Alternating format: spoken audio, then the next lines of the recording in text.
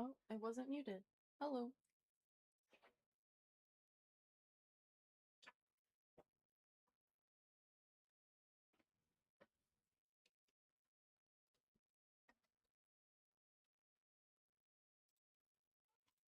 Oh, kitty. Kitty sighting. Gotta be here early to see it.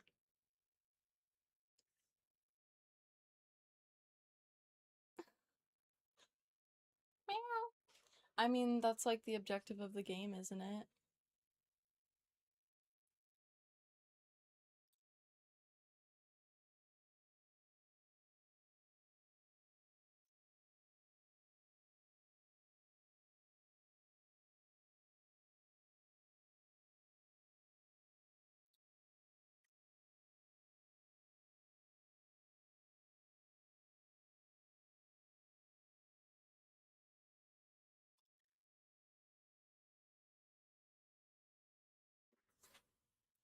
Not yet, little lady, I'm sorry. Oh, wait, I need a piece of paper.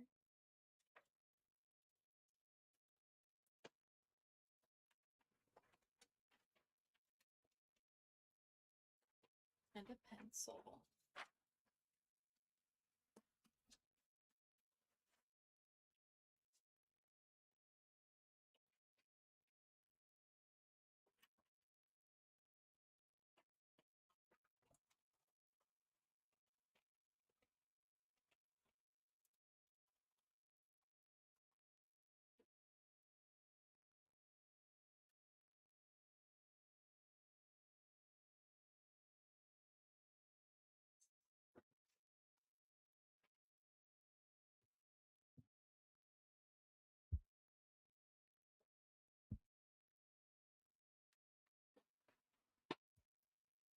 Let's see what we can do.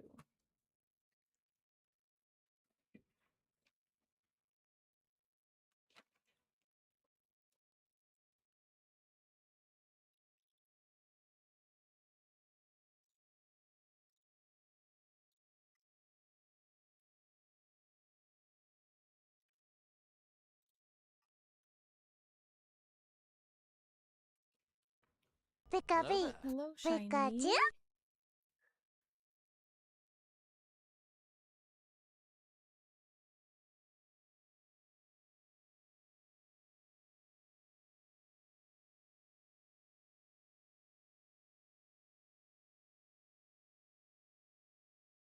Shiny. Let's see here.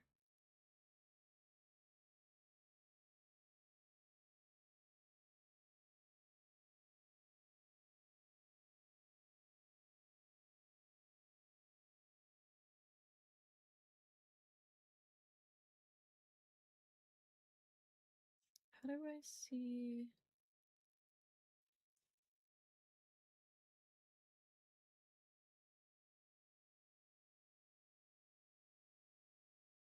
There we go.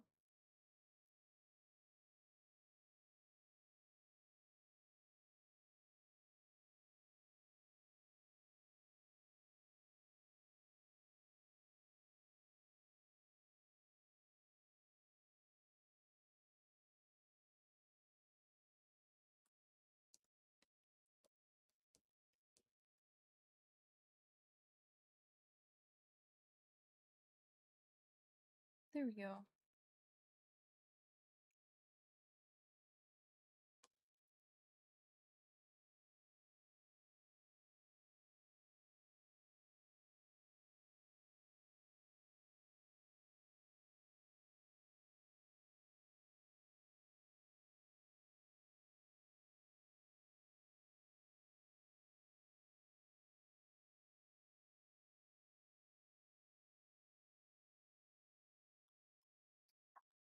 How are you doing today, Shiny?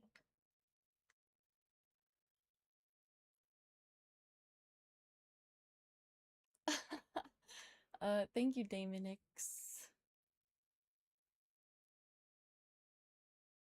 You still have 30 minutes, Miss Meow Mouse.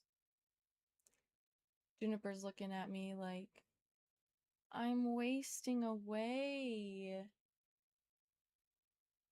I'm so skinty.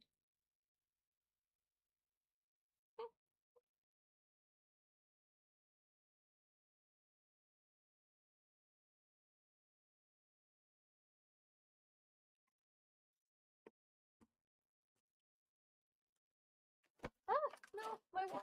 Damn it. I almost caught it. It's a bottle though, so we're good. We're all good. Nope, not yet, Juniper. I'm sorry.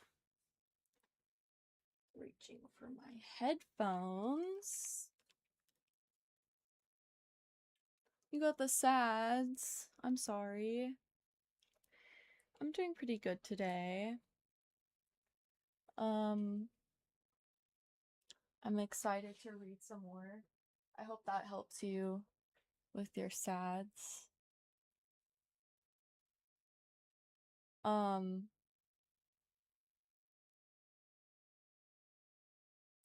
I'm about to start designing a bag for Ash because she sent me these towels. So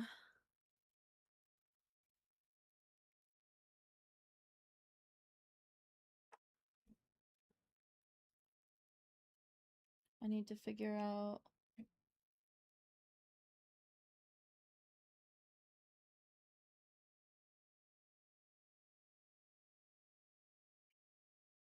hmm.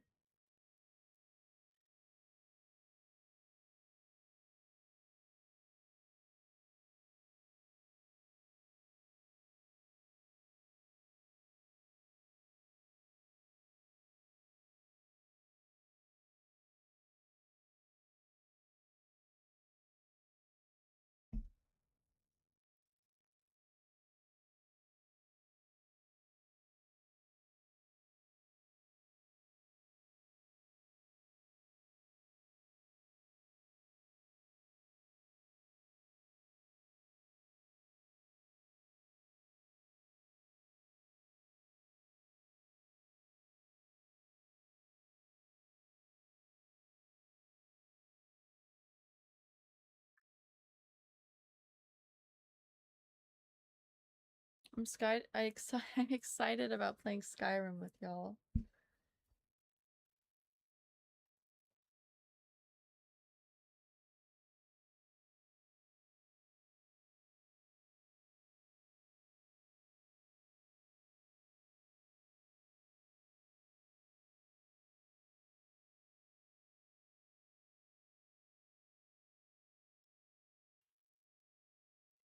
Hmm.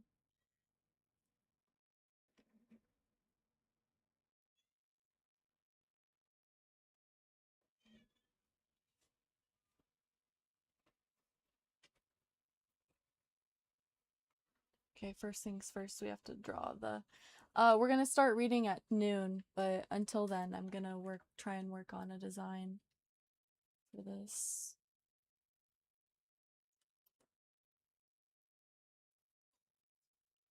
Poor Junie. Poor Juniper's looking at me like,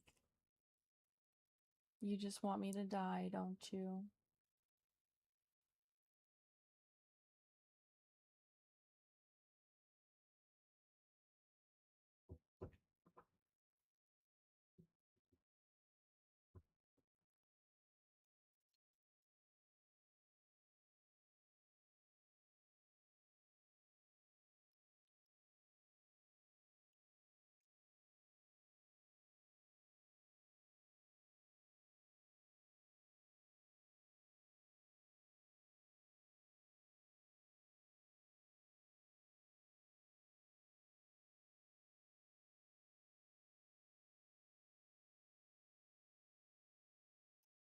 Um,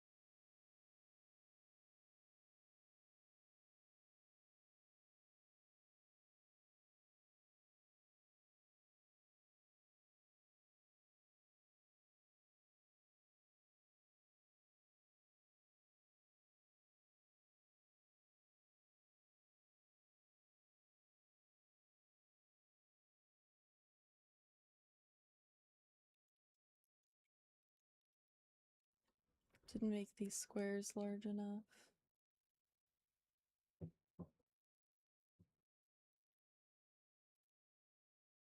There we go.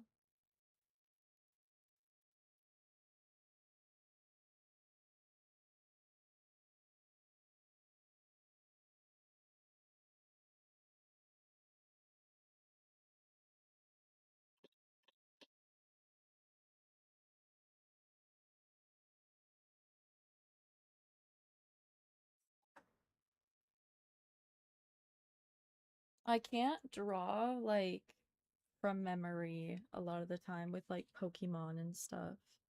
Gotta have a reference.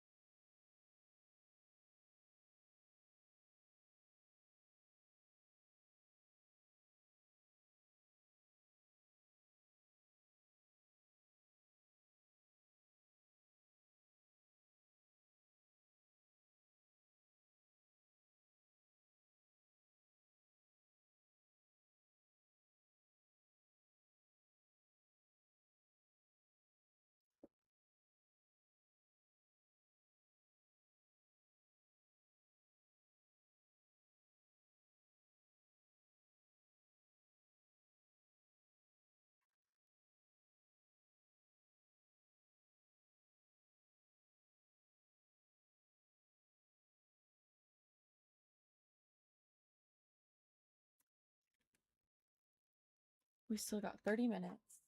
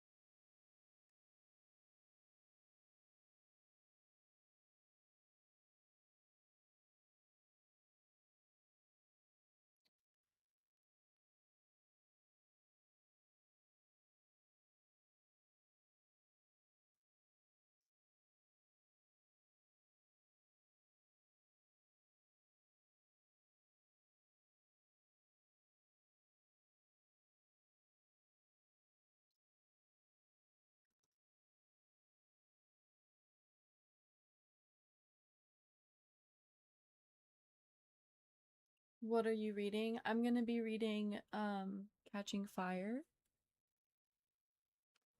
chapter 19. Oh, that's one thing I needed to write in the Discord.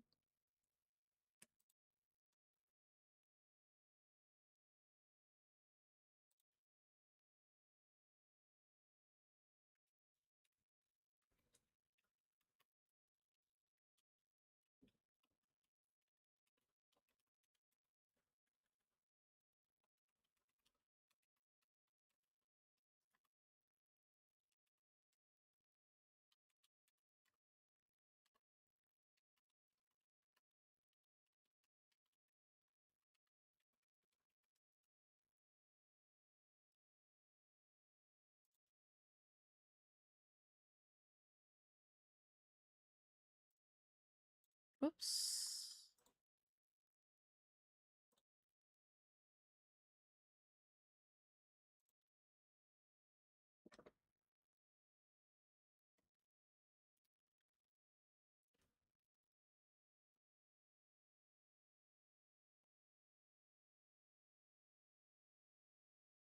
Hmm.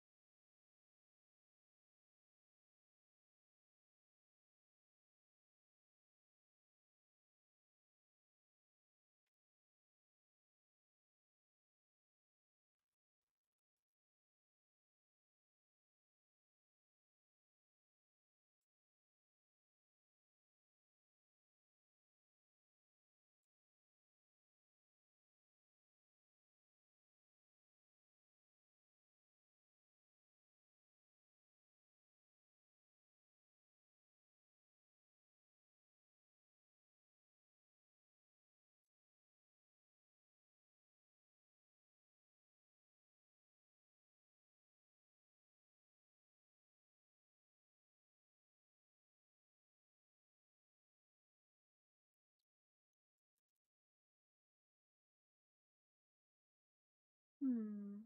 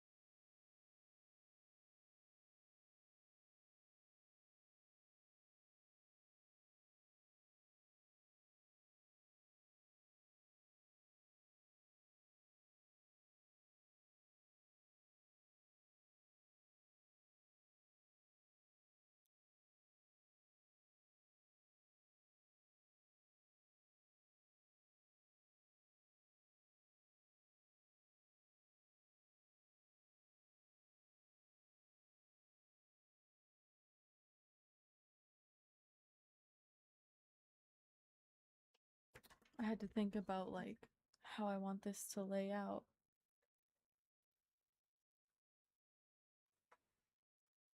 Oh, forgot I was plugged in. Whoopsies.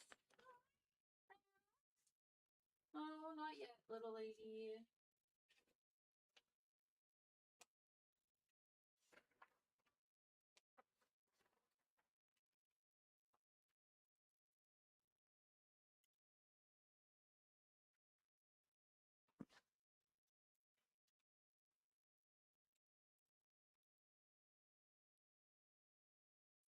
"15 minutes."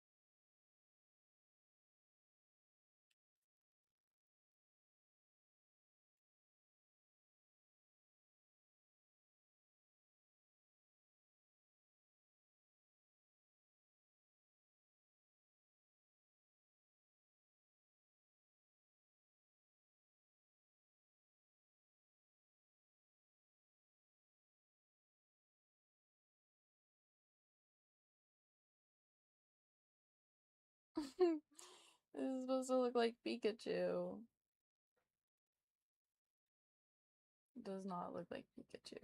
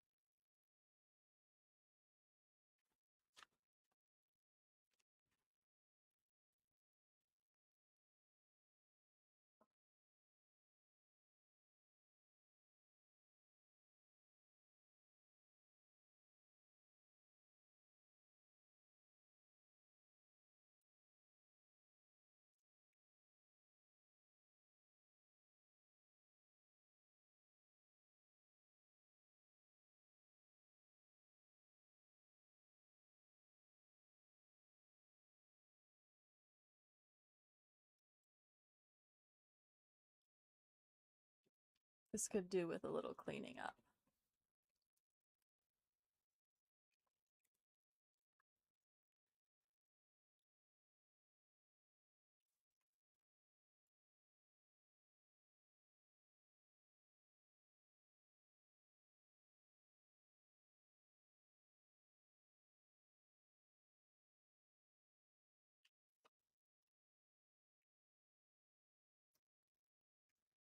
Okay.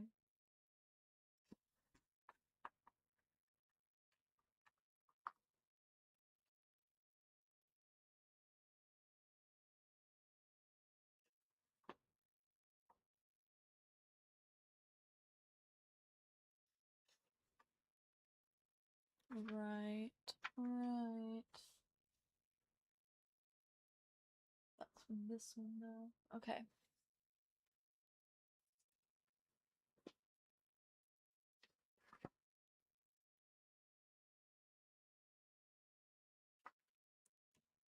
Got it. It's in my head. I just have to start cutting the fabrics out. But I will put this aside for now.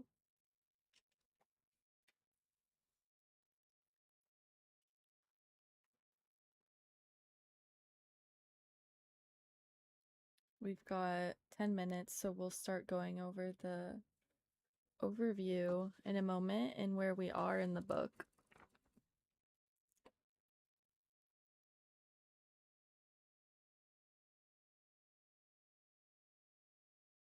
Jennifer.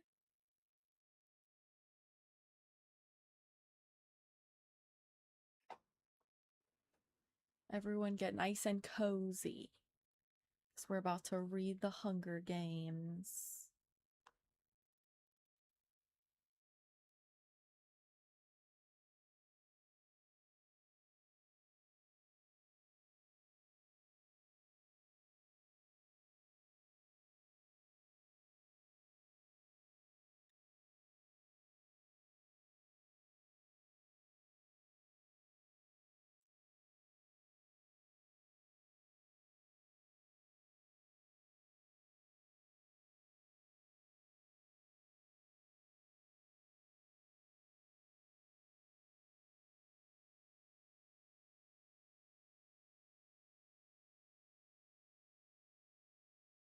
Oh.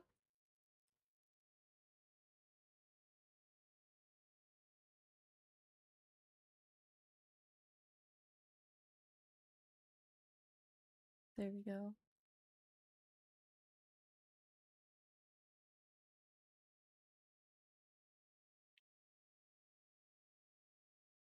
So,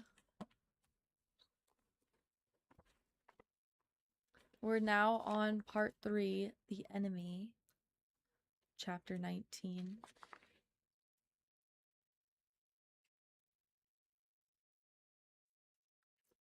The quarter quell has just started, and right before Katniss is raised into the games, a bunch of peacemakers come in and start beating the shit out of Cinna right in front of her. And then when she's finally raised onto the platform for the games, she realizes she's surrounded by water. The ocean. Is it the ocean or just feels like the ocean? It says, slowly I raise my eyes and take in the water spreading out in every direction. I can only form one clear thought. This is no place for a girl on fire. Terrifying.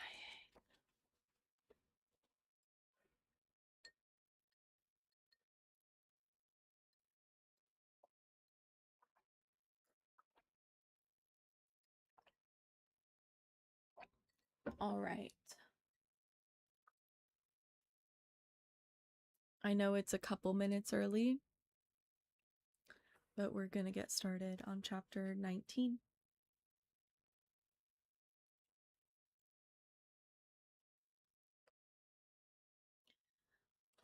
Oh, actually, let me take out this. Just gonna have it really subtle, I guess. All right.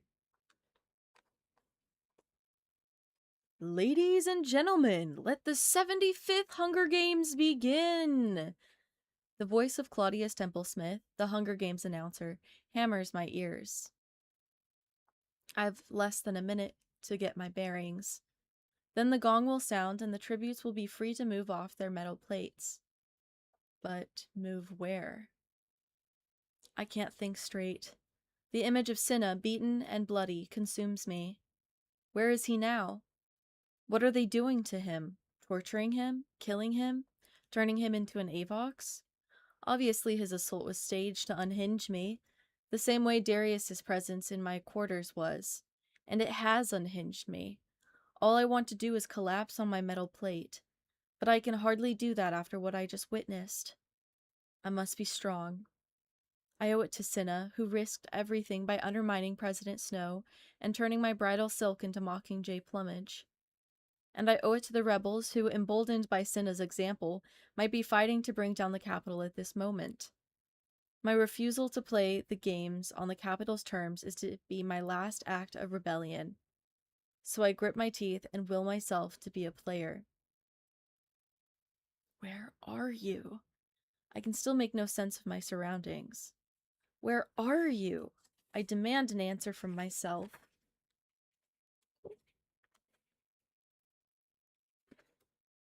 One moment, please. I demand an answer from myself, and slowly the world comes into focus. Blue water, pink sky, white, hot sun beating down. All right, there's the cornucopia, the shining gold metal horn about 40 yards away. At first, it appears to be sitting on a circular island, but on closer examination, I see the thin strips of land radiating from the circle like the spokes on a wheel. I think there are 10 to 12, and they seem equidistant from one another. Between the spokes, all is water. Water and a pair of tributes. That's it, then. There are 12 spokes, each with 2 tributes balanced on metal plates between them. The other tribute in my watery wedge is Old Wolf from District 8. He's about as far to my right as the land strip is on my left. Beyond the water, wherever you look, a narrow beach and then dense greenery. I scan the circle of tributes, looking for PETA, but he must be blocked from my view by the cornucopia. I catch a handful of water as it washes in and smell it, then I touch the tip of my wet finger to my tongue. As I suspected, it's salt water. Just like the waves PETA and I encountered on our brief tour of the beach in District 4. But at least it seems clean. There are no boats, no ropes, not even a bit of driftwood to cling to. No, there's only one way to get to the cornucopia. When the gong sounds, I don't even hesitate before I dive to my left. It's a longer distance than I'm used to, and navigating the waves takes a little more skill than swimming across my quiet lake at home. But my body seems oddly light, and I cut through the water effortlessly. Maybe it's the salt. I pull myself, dripping onto the land strip, and sprint down the sandy stretch for the cornucopia. I can see no one else converging from my side, although the gold horn blocks a good portion of my view. I don't let the thought of adversaries slow me down, though. I'm thinking like a career now, and the first thing I want is to get my hands on a weapon. Last year, the supplies were spread out quite a distance around the cornucopia, with the most valuable closest to the horn. But this year, the booty seems to be piled 20 foot high at the mouth. My eyes instantly hone in on a golden bow just an arm's reach, and I yank it free. There's someone behind me. I'm alerted by, I don't know, a soft shift of sand, or maybe a change in the air currents. I pull an arrow from the sheath that's still wedged in the pile and arm my bow as I turn. Finnick, glistening and gorgeous, stands a few yards away with a trident poised to attack. A net dangles from his other hand. He's smiling a little, but the muscles in his upper body are rigid in anticipation. "You can swim, too," he says. "Where did you learn that in District 12? "We have a big bathtub," I answer. "You must," he says. "You like the arena?" "Not particularly, but you should. They must have built it especially for you," I say with an edge of bitterness. It seems like it, anyway, with all the water, when I bet only a handful of the victors can swim. And there is no pool in the training center, no chance to learn. Either you came in here a swimmer, or you'd better be a really fast learner. Even participation in the initial bloodbath depends on being able to cover 20 yards of water. That gives District 4 an enormous advantage. For a moment, we're frozen, sizing each other up, our weapons, our skill. Then Finnick suddenly grins. Lucky thing we're allies, right? Sensing a trap, I'm about to let my arrow fly, hoping it finds his heart before the trident impales me, when he shifts his hand and something on his wrist catches the sunlight. A solid gold bangle patterned with flames. The same one I remember on Haymitch's wrist the morning I began training. I briefly considered that Finnick could have stolen it to trick me, but somehow I know this isn't the case.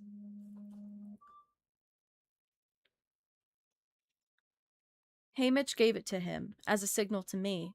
An order, really, to trust Finnick. Okay, I have to feed my little baby really quick, so one moment and we'll get right back to reading. Yes, you're ready for lunch?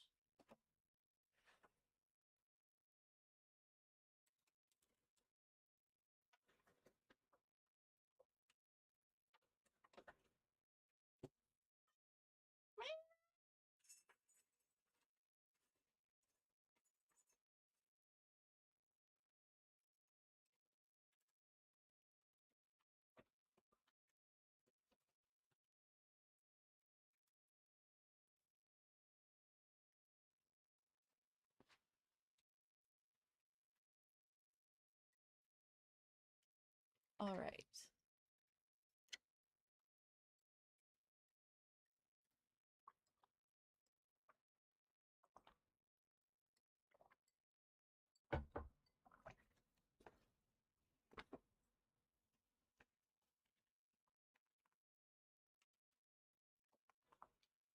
I can hear other footsteps approaching. I must decide at once. Right, I snap, because even though Haymitch is my mentor and trying to keep me alive, this angers me. Why didn't he tell me he'd made this arrangement before? Probably because Peeta and I had ruled out allies. Now Haymitch has chosen one on his own. Duck, Finnick commands in such a powerful voice, so different from his usual seductive purr, that I do. His trident goes whizzing over my head, and there's a sickening sound of impact as it finds its target. The man from District 5, the drunk who threw up on the sword-fighting floor, sinks to his knees as Finnick frees the trident from his chest. Don't trust 1 and 2, Finnick says. There's no time to question this. I work the sheath of arrows free. Each take one side, I say. He nods, and I dart around the pile. About 4 spokes apart, Inobaria and Gloss are just reaching land. Either they're slow swimmers or they thought the water might be laced with other dangers, which it might well be. Sometimes it's not too good to consider too many scenarios. But now they're on the sand, and they'll be here in a matter of seconds. Anything useful, I hear Finnick shout. I quickly scan the pile on my side and find maces, swords, bows and arrows, tridents, knives, spears, axes, metallic objects I have no name for, and nothing else. Weapons, I call back. Nothing but weapons. Same here, he confirms. Grab what you want and let's go. I shoot an arrow at Enobaria, who's gotten in too close for comfort, but she's expecting it and dives back into the water before it can find its mark. Gloss isn't quite as swift, and I sink an arrow into his calf as he plunges into the waves. I sling an extra bow and a second sheath of arrows over my body, slide 2 long knives and an awl in my belt, and meet up with Finnick at the front of the pile. Do something about that, would you? He says. I see Brutus barreling towards us. His belt is undone, and he has it stretched between his hands as a kind of shield. I shoot at him, and he manages to block the arrow with his belt before it can skewer his liver. When it punctures the belt, a purple liquid spews forth, coating his face. As I reload, Brutus flattens on the ground, rolls the few feet to the water, and submerges. There's a clang of metal falling behind me. Let's clear out, I say to Finnick. This last altercation has given Enobaria and Gloss time to reach the cornucopia. Brutus is within shooting distance, and somewhere, certainly, Kashmir is nearby too. These 4 classic careers will no doubt have a prior alliance. If I had only my safety to consider, I might be willing to take them on with Finnick by my side. But it's Peeta I'm thinking about. I spot him now, still stranded on his metal plate. I take off, and Finnick follows without question, as if knowing this would be my next move. When I'm as close as I can get, I start removing knives from my belt, prepared to swim out to reach him and somehow bring him in. Finnick drops a hand on my shoulder. I'll get him. Suspicion flickers up inside me. Thus, could this all just be a ruse? For Finnick to win my trust and then swim out and drown Peeta? I can, I insist. But Finnick has dropped all his weapons to the ground. Better not exert yourself, not in your condition, and he says, reaching down and patting my abdomen. Oh, right. I'm supposed to be pregnant, I think. While I'm trying to think what that means and how I should act, maybe throw up or something, Finnick has positioned himself at the edge of the water. Cover me, he says. He disappears with a flawless dive.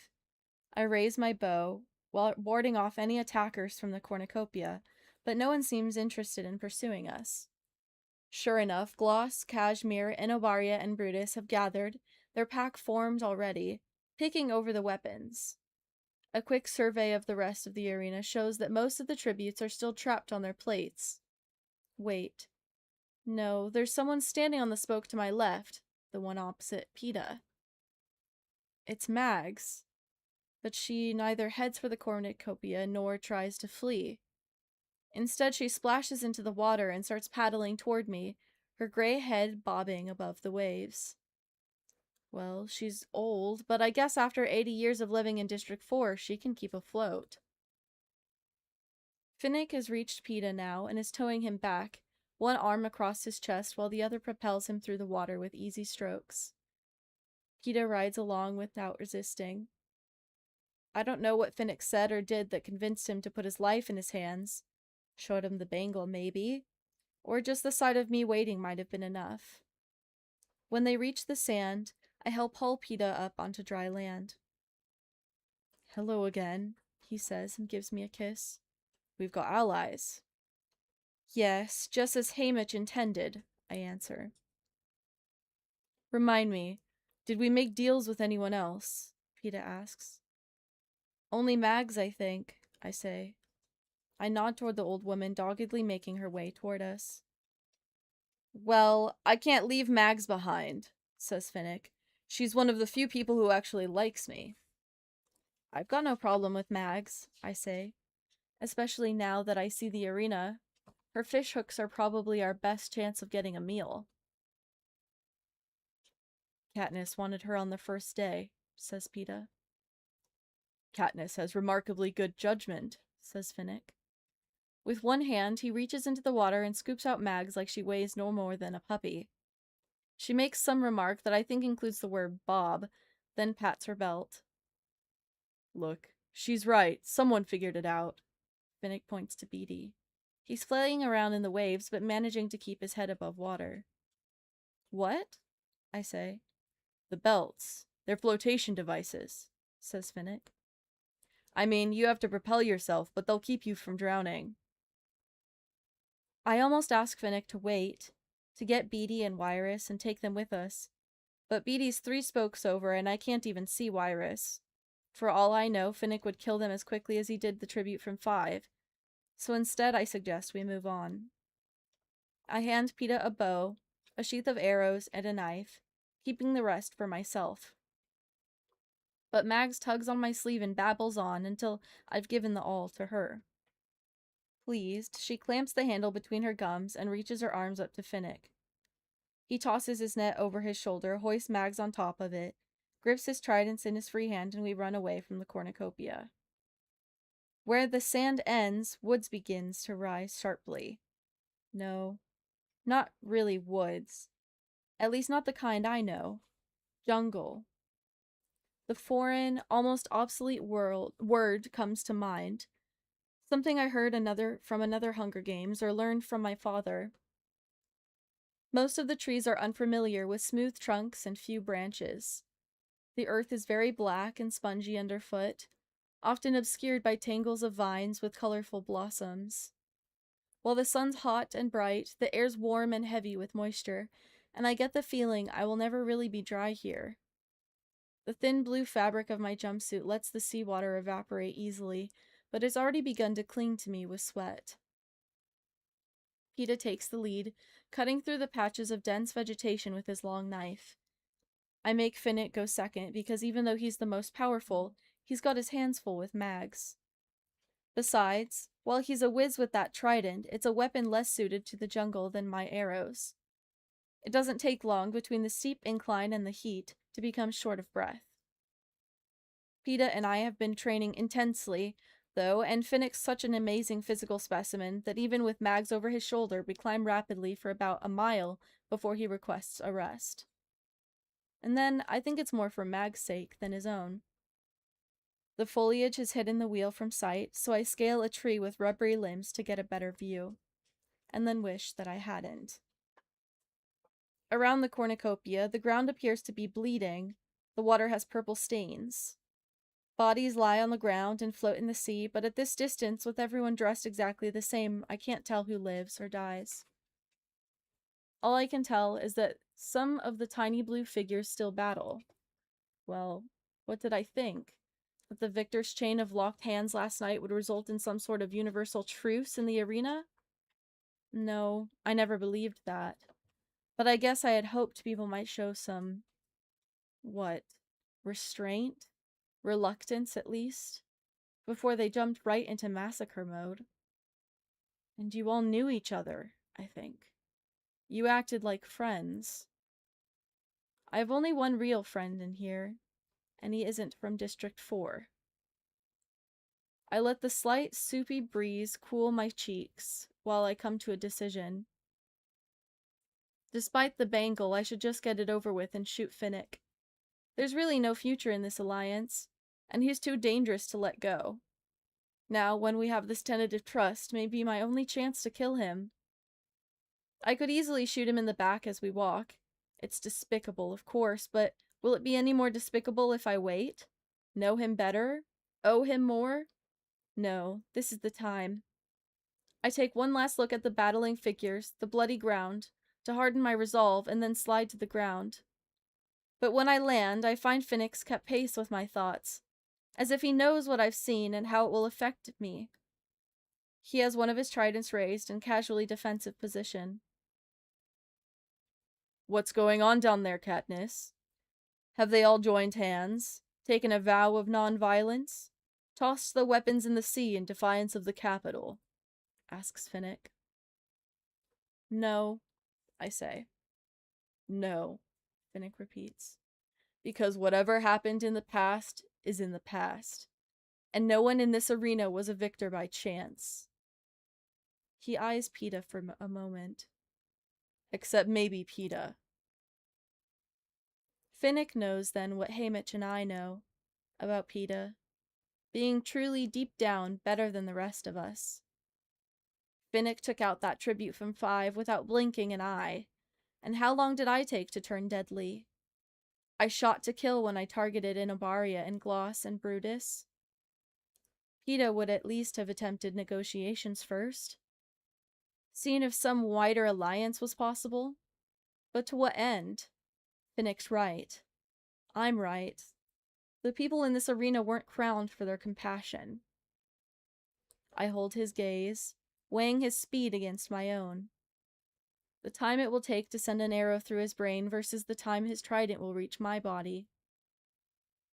I can see him, waiting for me to make the first move, calculating if he should block first or go directly for an attack. I can feel we've both about worked it out when Peeta steps deliberately between us. So, how many are dead? He asks. Move, you idiot, I think. But he remains planted firmly between us. Hard to say, I answer. At least 6, I think. And they're still fighting. Let's keep moving. We need water, he says. So far, there's been no sign of a freshwater stream or pond, and the salt water's undrinkable. Again, I think of the last games where I nearly died of dehydration. Better find some soon, says Finnick. We need to be undercover when the others come hunting us tonight. We. Us. Hunting. Alright, maybe killing Finnick would be a little premature. He's been helpful so far. He does have Haymitch's stamp of approval.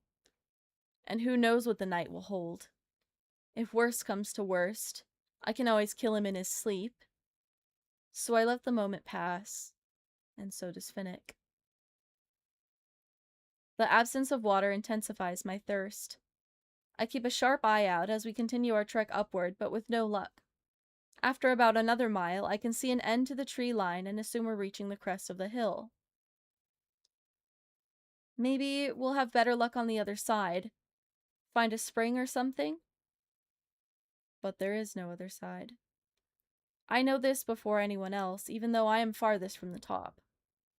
My eyes catch on a funny, rippling square hanging like a warped pane of glass in the air. At first I think it's the glare from the sun, or the heat shimmering up off the ground. But it's fixed in space, not shifting when I move. And that's when I connect the squares with Wyrus and Beatty in the training center and realize what lies before us. My warning cry is just reaching my lips when Peta's knife swings out to slash away some vines. There's a sharp zapping sound. For an instant, the trees are gone and I see open space over a short stretch of bare earth. Then Peta's flung back from the force field, bringing Finnick and Mags to the ground. I rush over to where he lies, motionless in a web of vines. Peta? There's a faint smell of singed hair. I call his name again, giving him a little shake, but he's unresponsive. My fingers fumble across his lips where there's no warm breath, although moments ago he was panting. I press my ear against his chest to the spot where I always rest my head, where I know I will hear the strong and steady beat of his heart. But instead, I find silence. End of chapter 19.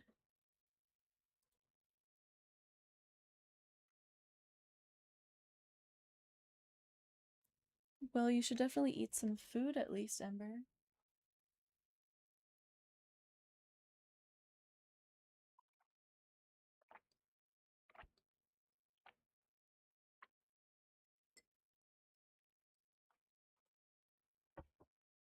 Alright. We're gonna read at least one more chapter. Because there is 27 chapters.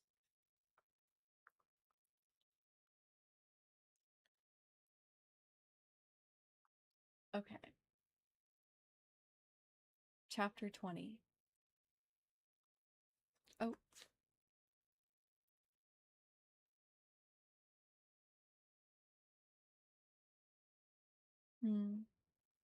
Well, you can be here with me.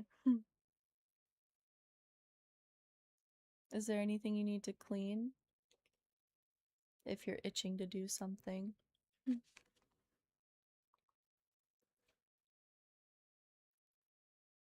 Peta! I scream. I shake him harder, even resort to slapping his face, but it's no use. His heart has failed. I'm slapping emptiness. Peta! Finnick props Mags against a tree and pushes me out of the way. Let me. His fingers touch points at Peta's neck, run over the bones in his ribs and spine. Then he pinches Peta's nostrils shut. No! I yell, hurling myself at Finnick, for surely he intends to make certain that Peta's dead, to keep any hope of life from returning to him. Finnick's hand comes up and hits me so hard, so squarely in the chest that I go flying back into a nearby tree trunk. I'm stunned by a moment, by the pain, by trying to regain my wind, as I see Finnick close off Peta's nose again. From where I sit, I pull an arrow, whip the notch into place, and I'm about to let it fly when I'm stopped by the sight of Finnick kissing Peta. And it's so bizarre, even for Finnick, that I stay my hand. No, he's not kissing him. He's got Peta's nose blocked off, but his mouth tilted open, and he's blowing air into his lungs. I can see this. I can actually see Peta's chest rising and falling. Then Finnick unzips the top of Peta's jumpsuit and begins to pump the spot over his heart with the heels of his hands. Now that I've gotten through my shock, I understand what he's trying to do. Once in a blue moon, I've seen my mother try something similar, but not often. If your heart fails in District 12, it's unlikely your family could get you to my mother in time anyway. So her usual patients are burned or wounded or ill, or starving, of course. But Finnick's world is different. Whatever he's doing, he's done it before. There's a very set rhythm and method. And I find the arrow tip sinking to the ground as I lean in to watch, desperately for some sign of success.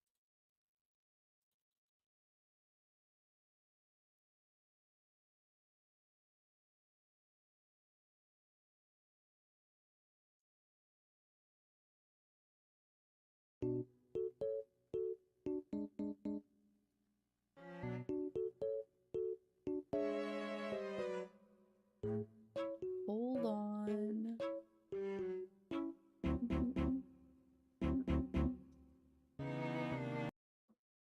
Is it back yet? Hello?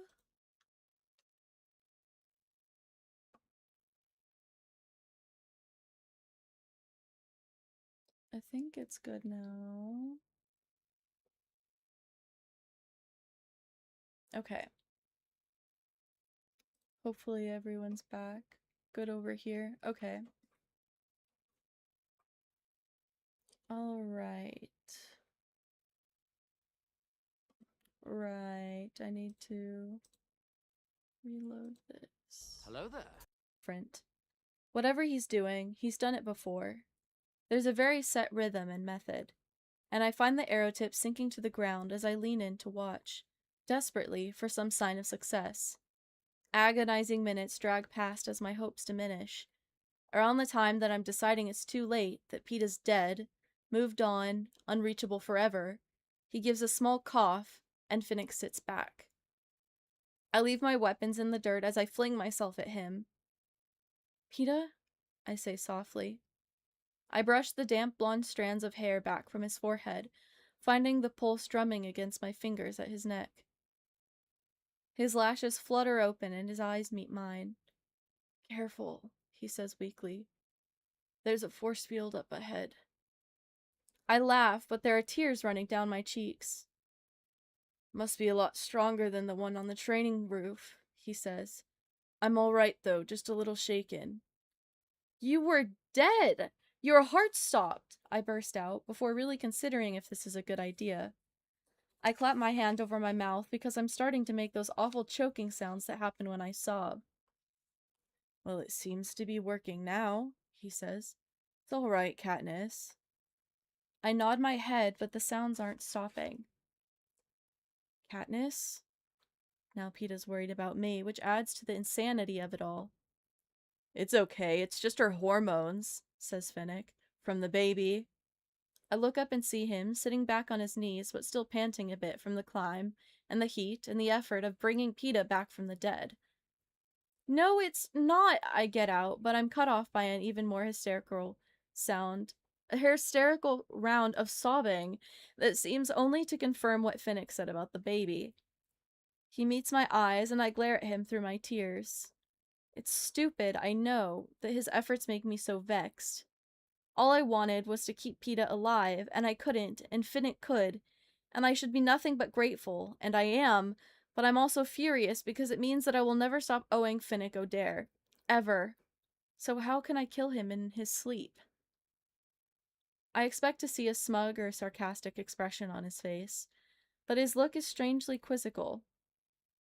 He glances between Peeta and me, as if trying to figure something out, then gives his head a slight shake as if to clear it. How are you? He asks Peeta. Do you think you can move? No, he has to rest, I say. My nose is running like crazy, and I don't even have a shred of fabric to use as a handkerchief. Mags rips off a handful of hanging moss from a tree limb and gives it to me.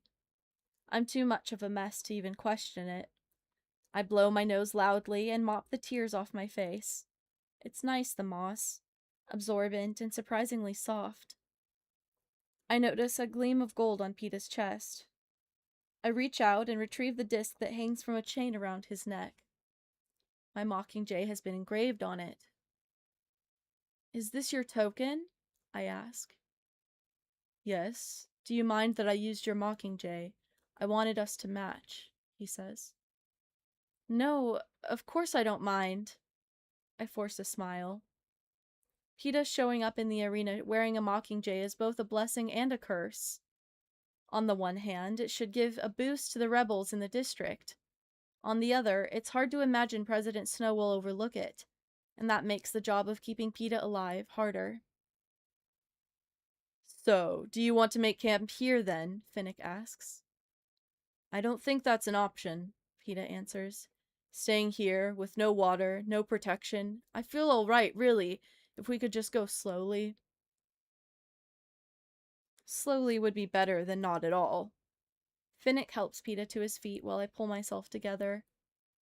Since I got up this morning, I've watched Cinna beaten to a pulp, landed in another arena, and seen Peeta die. Still, I'm glad Finnick keeps playing the pregnancy card for me because from a sponsor's point of view, I'm not handling things all that well. I check over my weapons, which I know are in perfect condition, because it makes me seem more in control. I'll take the lead, I announce. Peeta starts to object, but Finnick cuts him off. No, let her do it. He frowns at me. You knew that force field was there, didn't you? Right at the last second. You started to give a warning. I nod. How did you know? I hesitate. To reveal that I know Beatty and Wyrus's trick of recognizing a force field could be dangerous. I don't know if the game makers made note of that moment during training when the two pointed it out to me or not. One way or another, I have a very valuable piece of information. And if they know I have it, they might do something to alter the force field so I can't see the aberration anymore. So I lie. I don't know. It's almost as if I could hear it. Listen. We all become still. There's the sound of insects, birds, the breeze in the foliage. I don't hear anything, says Peeta. Yes, I insist. It's like when the fence around District 12 is on, only much, much quieter. Everyone listens again intently. I do too, although there's nothing to hear. There, I say. Can't you hear it? It's coming from right where Peeta got shocked. I don't hear it either, says Finnick. But if you do, by all means, take the lead. Thank you for the gift, Shiny. Also, hello, Sacred Scales. Thank you. I appreciate that.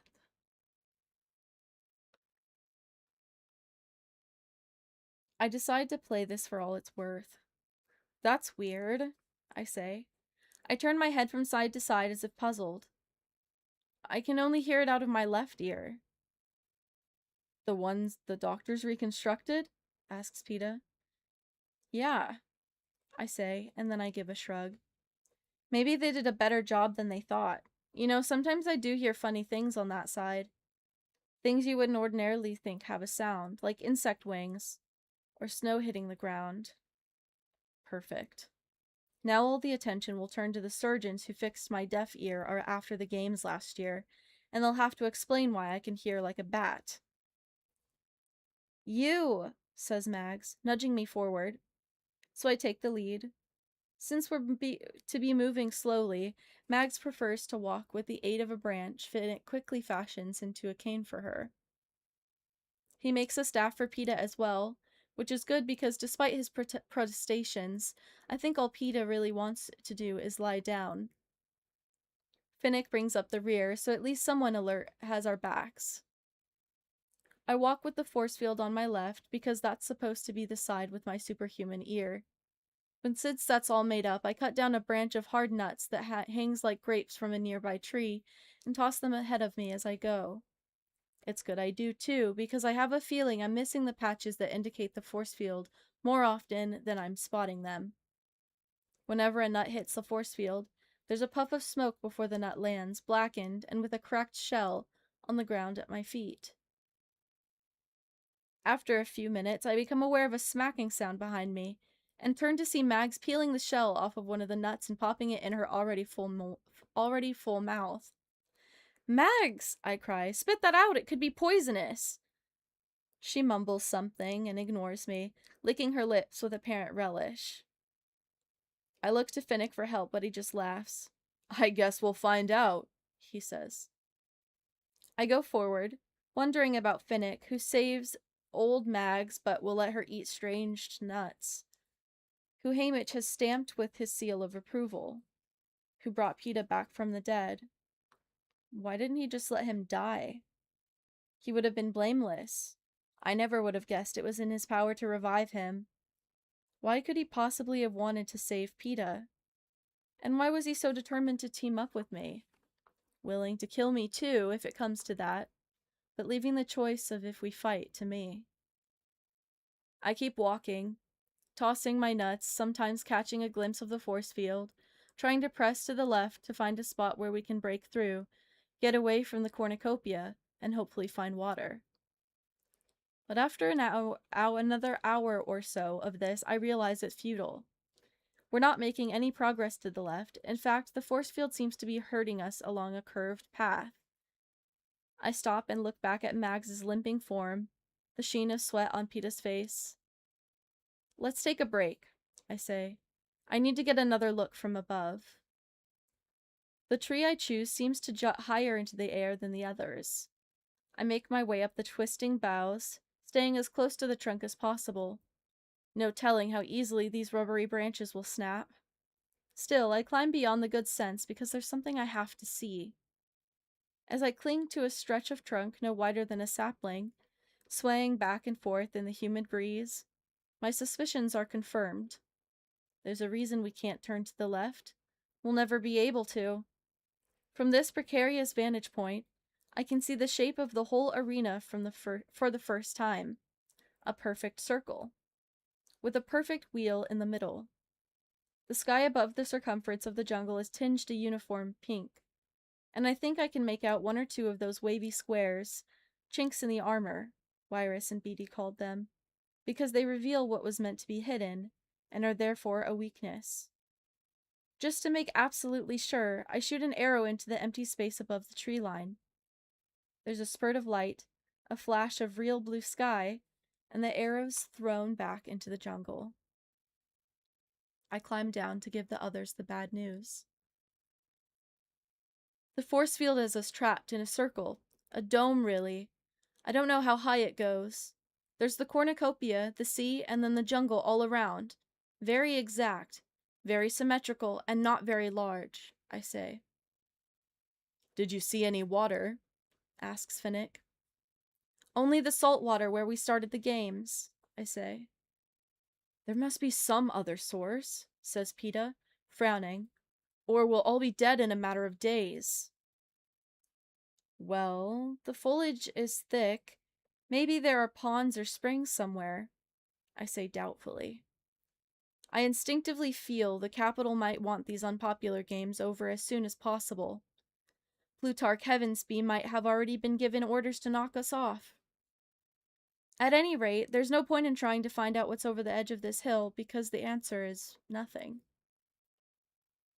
There must be drinkable water between the force field and the wheel, Peeta insists. We all know what this means. Heading back down. Heading back to the careers and the bloodshed. With Mags hardly able to walk and Peeta too weak to fight. We decide to move down the slope a few hundred yards and continue circling. See if maybe some water's at that level. I stay in the lead, occasionally chucking a nut to my left, but we're well out of range of the force field now. The sun beats down on us, turning the air to steam, playing tricks on our eyes. By mid-afternoon, it's clear Peeta and Mags can't go on. Finnick chooses a campsite about 10 yards below the force field, saying we can use it as a weapon by deflecting our enemies into it if attacked. Then he and Mags pull blades of the sharp glass that grows in 5-foot-high tufts and begin to weave them together into mats. Since Mags seems to have no ill effects from the nuts, Peeta collects bunches of them and fries them by bouncing them off the force field. He methodically peels off the shells, piling the meats on a leaf. I stand guard, fidgety and hot, and raw with the emotions of the day. Thirsty. I'm so thirsty. Finally, I can't stand it anymore. Finnick, why don't you stand guard and I'll hunt around for some more water, I say. No one's thrilled with the idea of me going off alone, but the threat of dehydration hangs over us. Don't worry, I won't go far, I promise Peeta. I'll go too, he says. No, I'm going to do some hunting if I can, I tell him. I don't add, and you can't come because you're too loud. But it's implied. He would both scare off prey and endanger me with his heavy tread. I won't be long. I move stealthily through the trees, happy to find that the ground lends itself to the soundless footsteps. I work my way down at a diagonal, but I find nothing except more lush, green plant life. The sound of the cannon brings me to a halt. The initial bloodbath at the cornucopia must be over. The death toll of the tributes is now available. I count the shots, each representing one dead victor. 8. Not as many as last year, but it seems like more since I know most of their names. Suddenly weak, I lean against a tree to rest, feeling the heat draw the moisture from my body like a sponge. Already swallowing is difficult, and fatigue is creeping up on me. I try rubbing my hand across my belly, hoping some sympathetic pregnant woman will become my sponsor and Haymitch can send in some water. No luck. I sink to the ground. In my stillness, I begin to notice the animals. Strange birds with brilliant plumage, tree lizards with flickering blue tongues, and something that looks like a cross between a rat and a possum clinging on the branches close to the trunk. I shoot one of the latter out of a tree to get a closer look. It's ugly, all right. A big rodent with a fuzz of mottled gray fur and two wicked-looking gnawing teeth protruding over its lower lip. As I'm gutting and skinning it, I notice something else. Its muzzle's wet, like an animal that's been drinking from a stream. Excited, I stare at its home tree and move slowly out in a spiral. It can't be far. The creature's water source. Nothing. I find nothing. Not so much as a dewdrop. Eventually, because I know Peeta will be worried about me, I head back to the camp, hotter and more frustrated than ever. When I arrive, I see the others have transformed the place. Mags and Finnick have created a hut of sorts out of the grass mats, open on one side but with 3 walls, a floor, and a roof. Mags has also plated several bowls that Peeta has filled with roasted nuts. Their faces turn to me hopefully, but I give my head a shake. No. No water. It's out there, though. He know where it was, I say, hoisting the skinned rodent up for all to see. He'd been drinking recently when I shot him out of a tree, but I couldn't find his source.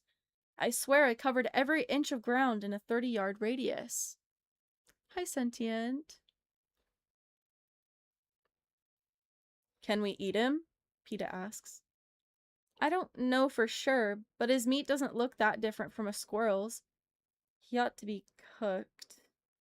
I hesitate as I think of trying to start a fire out here from complete scratch.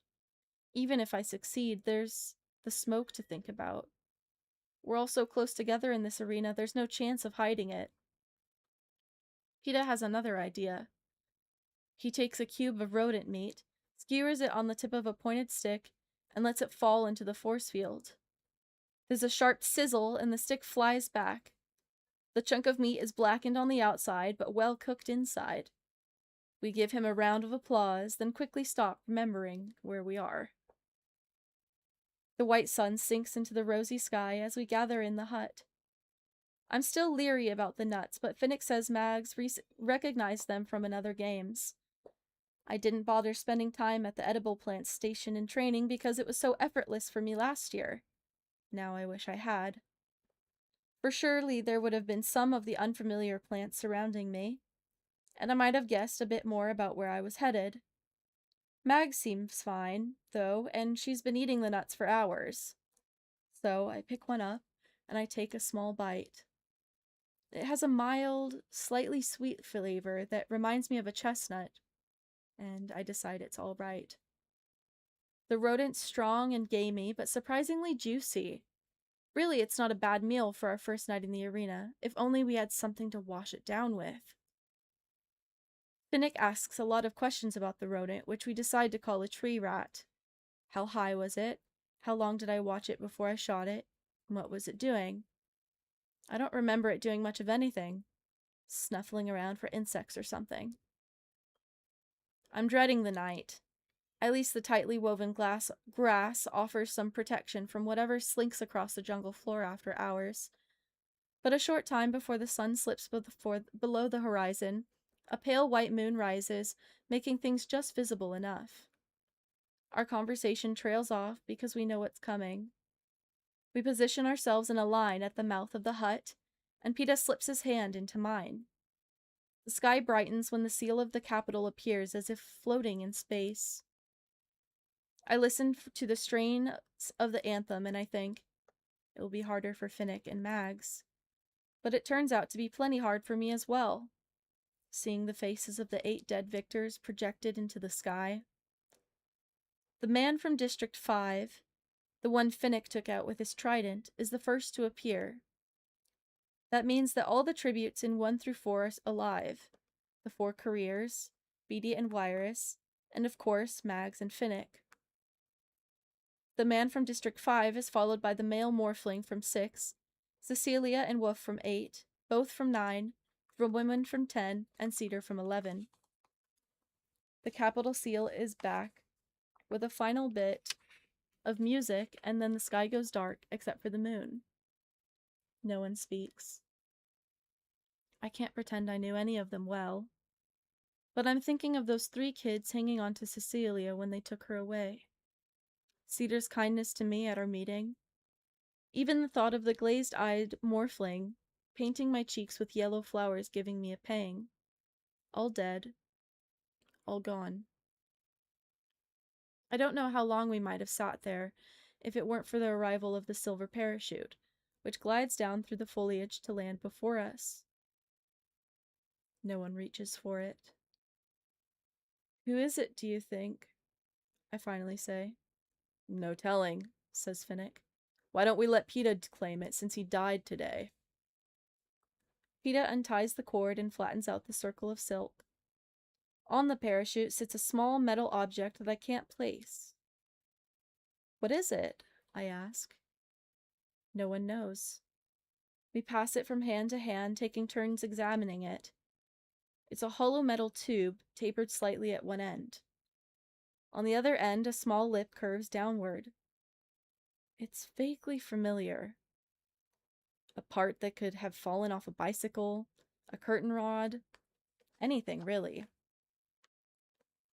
Peta blows on one end to see if it makes a sound. It doesn't. Finnick slides his pinky into it, testing it out as a weapon. Useless. Can you fish with it, Mags? I ask. Mags, who can fish with almost anything, shakes her head and grunts. I take it and roll it back and forth on my palm. Since we're allies, Haymitch will be working with District 4 mentors. He had a hand in choosing this gift. That means it's valuable. Life-saving, even. I think back to last year, when I wanted water so badly, but he wouldn't send it because he knew I would find it if I tried. Haymitch's gifts, or lack thereof, carry weighty messages. I can almost hear him growling at me. Use your brain if you have one. What is it? I wipe the sweat from my eyes and hold the gift out in the moonlight. I move it this way and that, viewing it from different angles, covering portions and then revealing them, trying to make it divulge its purpose to me. Finally, in frustration, I jam one end into the dirt. I give up. Maybe if we hook up with Beatty or Wirus, they can figure it out. I stretch out, pressing my hot cheek on the grass mat, staring at the thing in aggravation. Peta rubs a tense spot between my shoulders, and I let myself relax a little. I wonder why this place hasn't cooled off at all now that the sun's gone down. I wonder what's going on back home. Prim, my mother, Gale, Madge. I think of them watching me from home. At least, I hope they're at home, not taken into custody by Thread, being punished as Cinna is, as Darius is, punished because of me. Everybody. I begin to ache for them, for my district, for my woods. A decent woods with sturdy hardwood trees, plentiful food, game that isn't creepy, rushing streams, cool breezes. No, cold winds to blow this stifling heat away. I conjure up such a wind in my mind, letting it freeze my cheeks and numb my fingers. And all at once, the piece of metal half buried in the black earth has a name. A spile! I exclaim, sitting bolt right. What? Asks Finnick. I wrestle the thing from the ground and push it clean. Cut my hands around the tapered end, concealing it, and look at the lip. Yes, I've seen one of these before. On a cold, windy day, long ago. When I was out in the woods with my father. Inserted snugly into a hole drilled into the side of a maple. A pathway for the sap to follow as it flowed into our bucket. Maple syrup could make even our dull bread a treat. After my father died, I didn't know what happened to the handful of spiles he had. Hidden out in the woods somewhere, probably. Never to be found. It's a spile! Sort of like a faucet. You put it in a tree and sap comes out. I look at the sinewy green trunks around me. Well, the right sort of tree. Sap? Asks Finnick. They don't have the right kind of trees by the sea, either. To make syrup, says Peeta. But there must be something else inside these trees. We're all on our feet at once. Our thirst, the lack of springs, the tree rat's sharp front teeth and wet muzzle. There can only be one thing worth having inside these trees. Finnick goes to hammer the spile into the green bark of a massive tree with a rock, but I stop him. Wait, you might damage it! We need to drill a hole first, I say. There's nothing to drill a hole with, so Mags offers her awl and Peeta drives it straight into the bark, burying the spike 2 inches deep. He and Finnick take turns opening the hole with the awl and the knives until it can hold the spile. I wedge it in carefully and we all stand back in anticipation. At first, nothing happens. Then, a drop of water rolls down the lip and lands in Mag's palm. She licks it off and holds out her hand for more. By wiggling and adjusting the spile, we get a thin stream running out. We take turns holding our mouths under the tap, wetting our parched tongues. Mags brings over a basket, and the grass is so tightly woven it holds water. We fill the basket and pass it around, taking deep gulps, and later, luxuriously, splashing our faces clean. Like everything here, the water's on the warm side, but this is no time to be picky. Without our thirst to distract us, we're all aware of how exhausted we are and make preparations for the night. Last year, I always tried to have my gear ready in case I had to make a speedy retreat in the night. This year, there's no backpack to prepare, just my weapons, which won't leave my grasp anyway. Then I think of the spile, and wrest it from the tree trunk. I strip a tough vine of its leaves, thread it through the hollow center, and tie the spile securely to my belt. Finnick offers to take the first watch, and I let him, knowing it has to be one of the 2 of us until Peeta's rested up. I lie down beside Peeta on the floor of the hut, telling Finnick to wake me when he's tired. Instead, I find myself jarred from sleep a few hours later by what seems to be the tolling of a bell. Bong. Bong. It's not exactly the one they ring in the Justice Building on New Year's, but close enough for me to recognize it. Peeta and Mag sleep through it, but Finnick has the same look of attentiveness I feel. The tolling stops. I counted 12, he said. I nod. 12. What does that signify? 1 ring for each district? Maybe. But why? It means anything. Do you think? No idea, he says. We wait for further instructions, maybe a message from Claudius Templesmith, an invitation to a feast. The only thing of note appears in the distance. A dazzling bolt of electricity strikes a towering tree, and then a lightning storm begins. I guess it's an indication of rain, of a water source for those who don't have mentors as smart as Haymitch. Go to sleep, Finnick. It's my turn to watch anyway, I say. Finnick hesitates, but no one can stay awake forever. He settles down at the mouth of the hut, one hand gripped around a trident, and drifts into a restless sleep. I sit with my bow loaded, watching the jungle, which is ghostly pale and green in the moonlight. After an hour or so, the lightning stops. I can hear the rain coming in, pattering on the leaves a few 100 yards away. I keep waiting for it to reach us, but it never does. The sound of the cannon startles me, although it makes little impression on my sleeping companions. There's no point in awakening them for this. Another victor dead. I don't even allow myself to wonder who it is. The elusive rain shuts off suddenly, like the storm did last year in the arena. Moments after it stops, I see the fog sliding softly in from the direction of the recent downpour. Just a reaction. Cool rain on the steaming ground, I think. It continues to approach at a steady pace. Tendrils reach forward then, curl like fingers, as if they are pulling the rest behind them. As I watch, I feel the hairs on my neck begin to rise. Something's wrong with this fog. The progression of the front line is too uniform to be natural. And if it's not natural, a sickeningly sweet odor begins to invade my nostrils, and I reach for the others, shouting for them to wake up. In the few seconds it takes to rouse them, I begin to blister.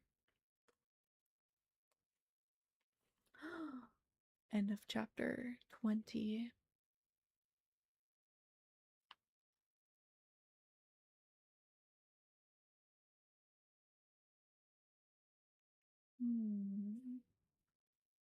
Cozy.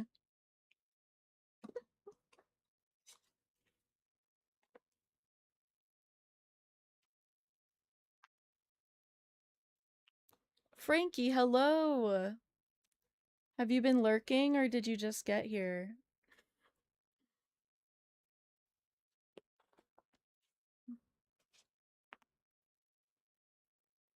That was a lot of pops.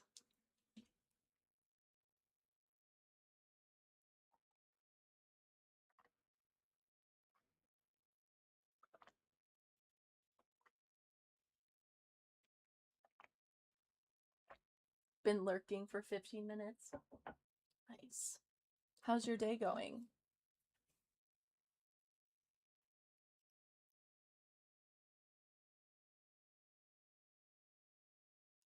Hello, hello.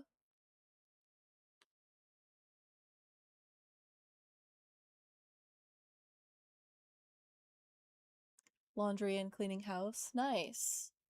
That's always good to take care of.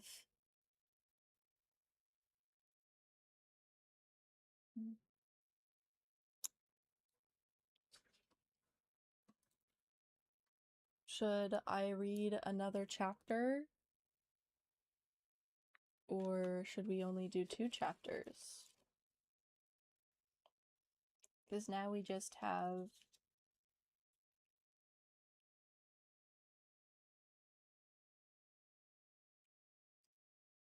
we have 7 chapters left. I've been very well. Been doing really good, sewing more. I still need to design some stuff, but I have not. For like merch and stuff, because y'all mentioned wanting some of that. Making more bags. Yes, I finished a bag yesterday. Yep. And I designed a bag earlier.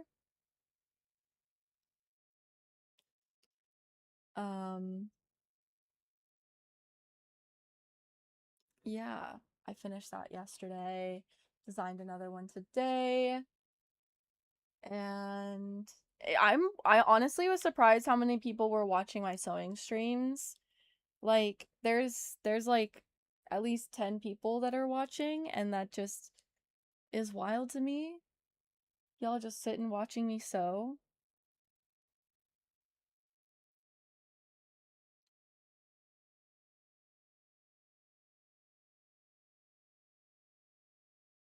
It's nice.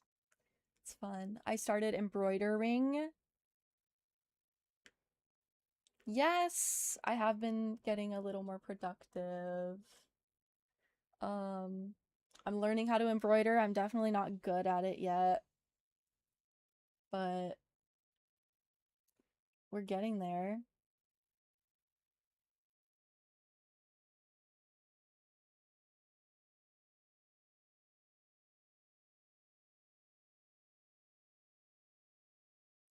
Why do you feel trapped? Because you don't have anything to do?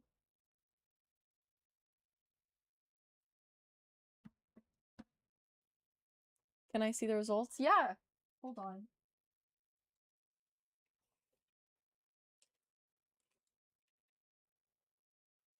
I need to wash it because there's still some pencil marks. Um,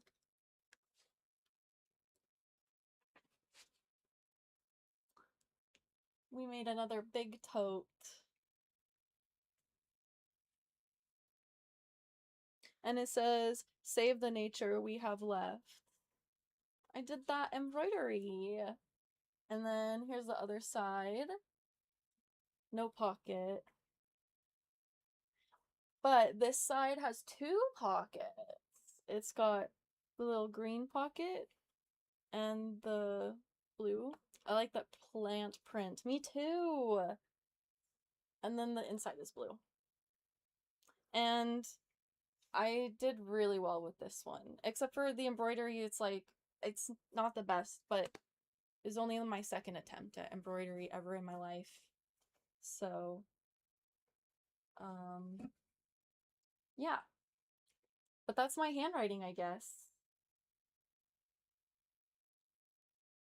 So yeah, I need to wash it to see how the embroidery holds up and see how the bag holds up, which the rest of it I'm not worried about. It's just that little piece where I'm like, retro. But yeah, I I really like that one. And then I don't know if you've seen, let's see. Have you seen the Mario Kart one that I finished? I don't know if you were here for this one. There's the Mario Kart on this side, and then the star on this side. And then it's got very cool. Thank you. Yeah, the embroidery, I'm gonna get real crazy with it once I figure out a little bit more. But yeah, also hadn't seen that one. Thank you. Yes, thanks. Thank you. This is to represent like Rainbow Road, you know? And then the inside is rainbow. Yes. And I'm actually making a custom bag right now. Well, like that's what I was designing earlier. Um, there's someone on here, Ash, she wanted me to make her a bag. Perfect for carrying physical media, exactly, or groceries. You know, we gotta use reusable bags for groceries. Um, yeah. I do really like this like small the littler bags. I really like those. That size. So cute. So cute. Why do you feel that way, Ember?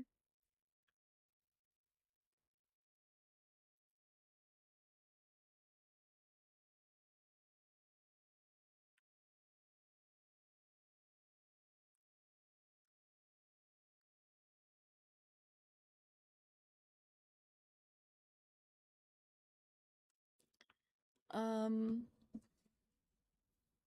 I do need to make some food and eat a little bit.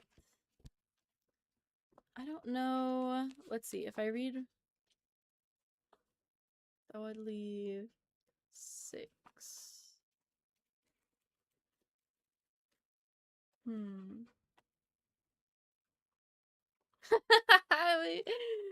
uh, and a home. Live in it and groom dogs in it.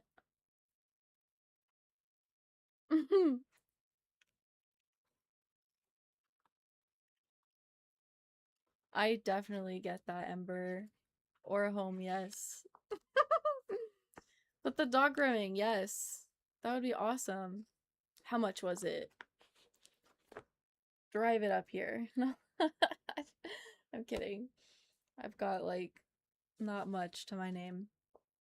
Yes, give me a bus to live in. See? It's not a bad idea. So, I need to look at the calendar. Reading next Sunday.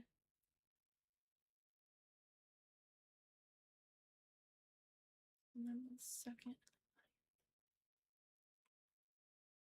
Yes, give me a bus to live in, right?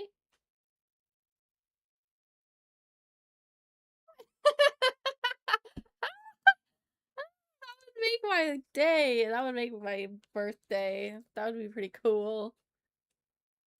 That'd be pretty awesome. But alas, rich people don't usually do that kind of stuff with their money. What are you doing, me mouse?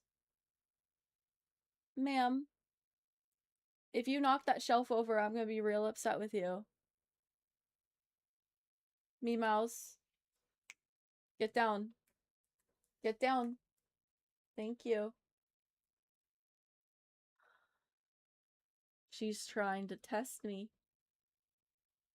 She says, "Oh, you've got a dried flower up there. I'm gonna eat it."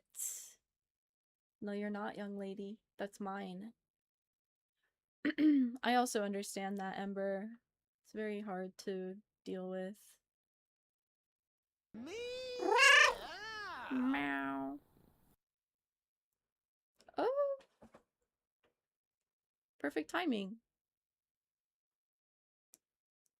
It's a baby. Okay. We have 2 more reading sessions with this book. Correct your posture. Accidental cat call. Okay, I'll correct my posture. So we're probably gonna read 4 chapters next week, and then we'll do 3 the next week after that.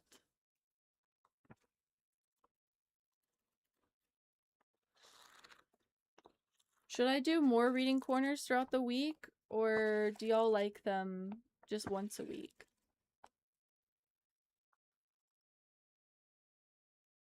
Also, I will... Oh! What is happening? I'll be right back. If you read 1 more today, it would be even. I could do that. If y'all want me to, I can do that as well. How about you don't eat this cord? Can you promise? It says, I promised other people I would eat this cord. Oh, pretty lady. My pretty baby. Don't eat it. Don't do it. I'll be right back. Bye, Frankie. I hope you have a good afternoon as well.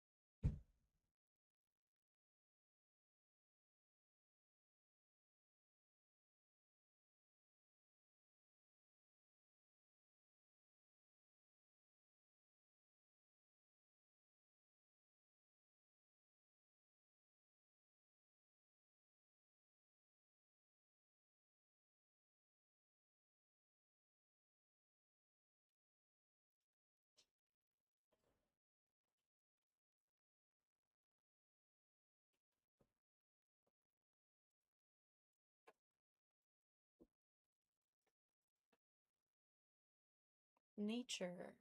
Nature sounds.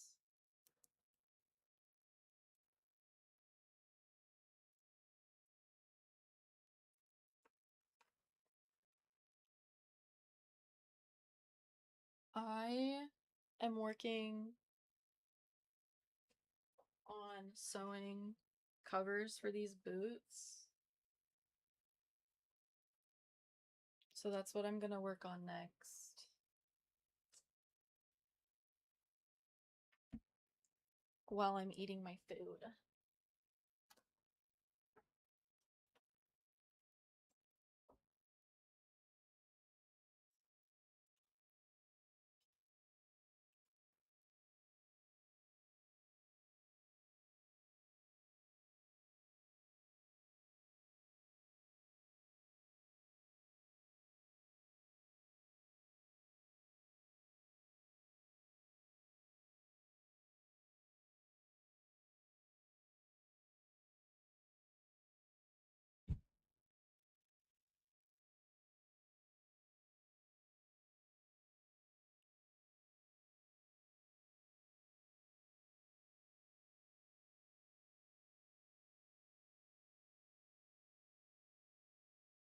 A boot for a zebra.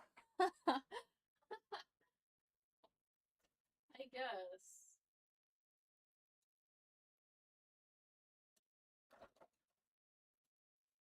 We're gonna sketch out a pattern.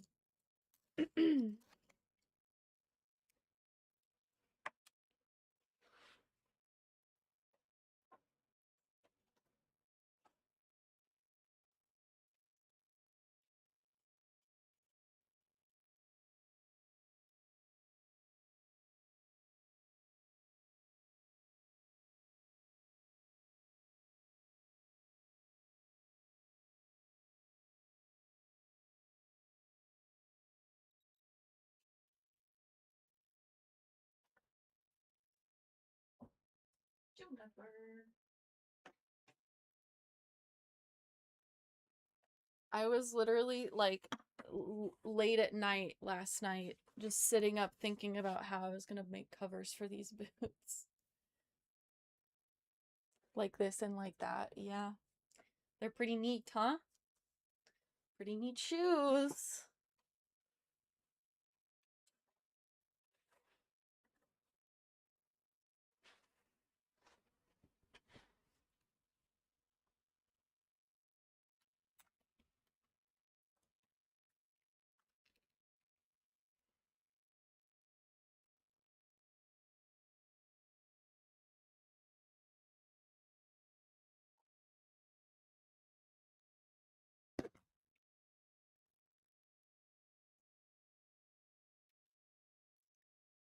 I also might play some Skyrim, I don't know. Now I can't decide.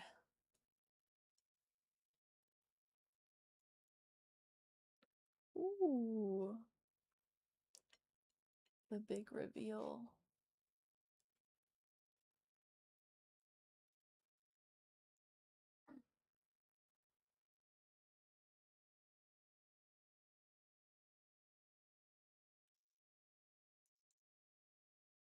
I'm actually gonna go grab a fork, which I feel weird eating tamales with a fork, but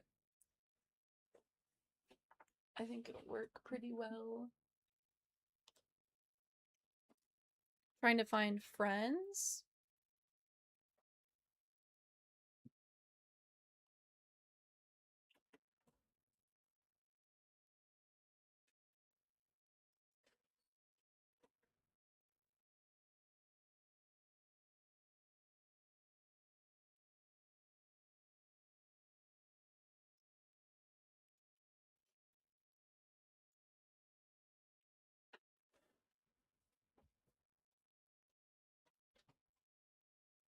Also, we are gonna switch to Skyrim. I changed my mind.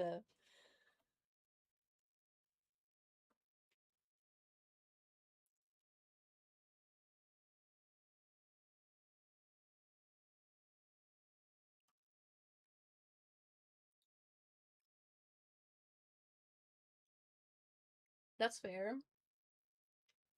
You deserve to have someone special.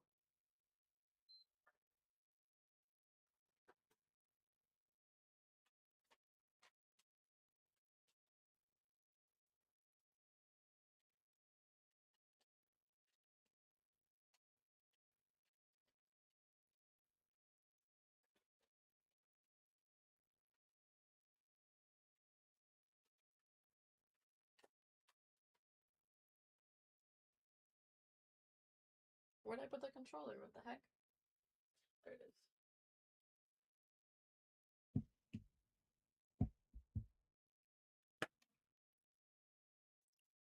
Listen, a girl's gotta eat.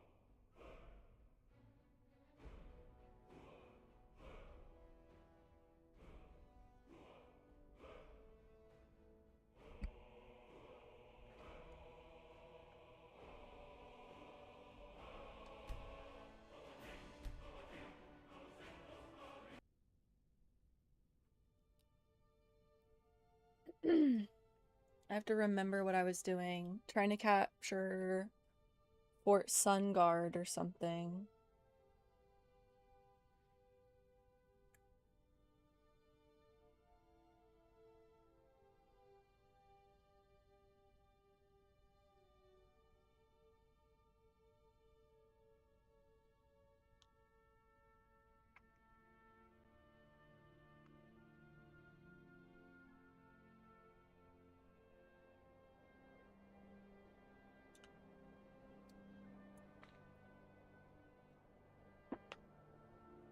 I think I'm supposed to join them in fighting.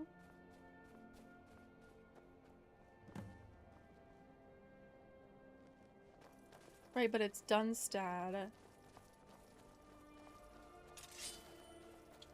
Oh, I also need to change.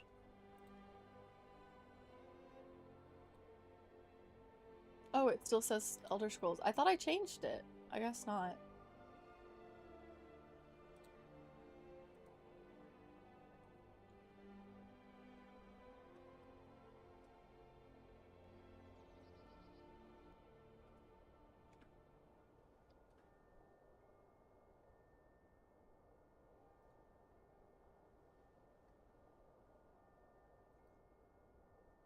There we go.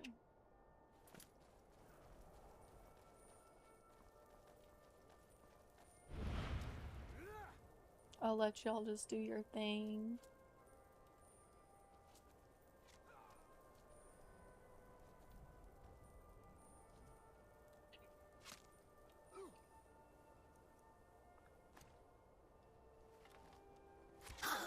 Enough of this.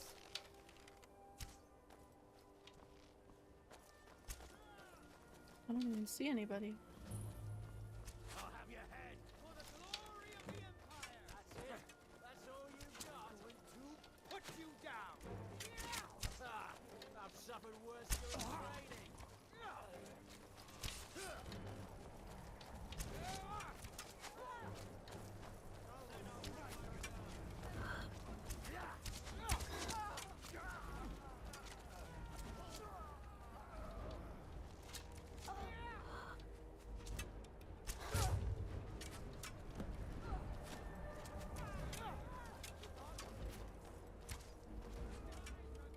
Alright, we gotta go up.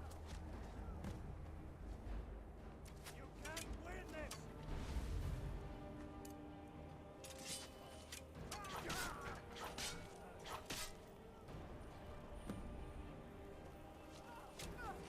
Oh, they already got that one.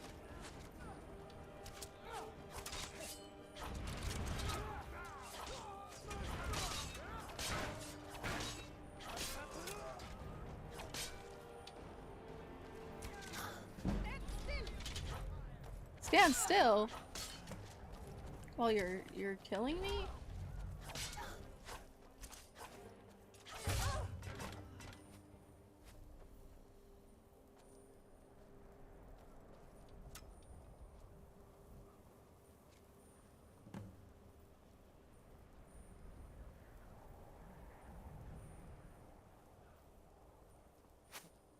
Ooh.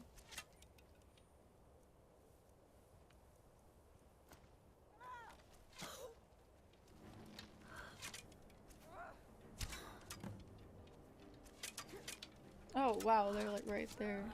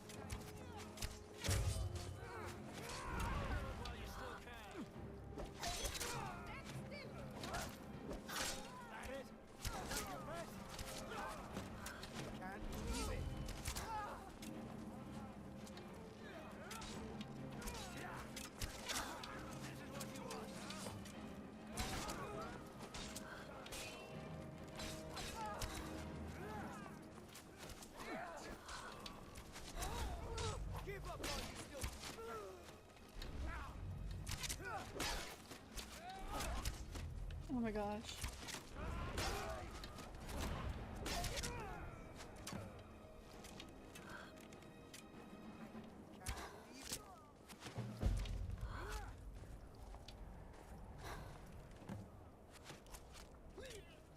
All right. Wait, why does it say it's complete if there's still people shooting at us?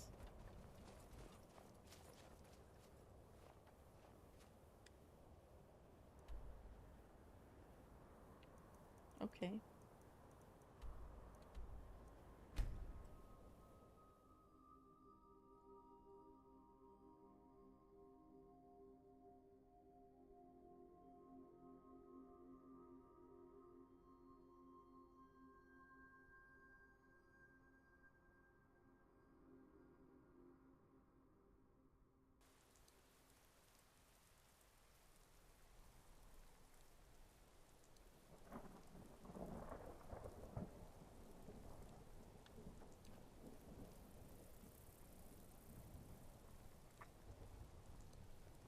Being old's not so bad.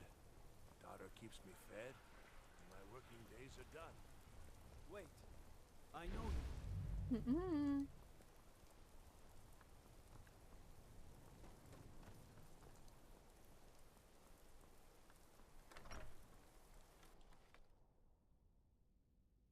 Ah.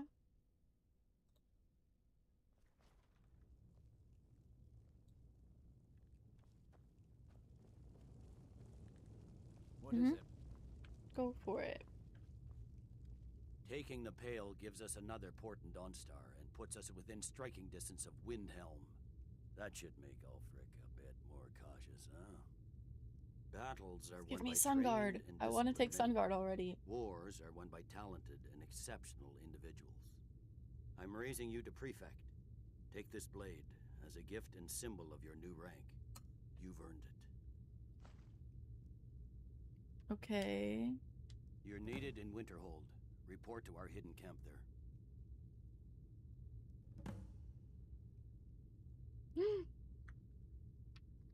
I think Regained Winterhold is one of them.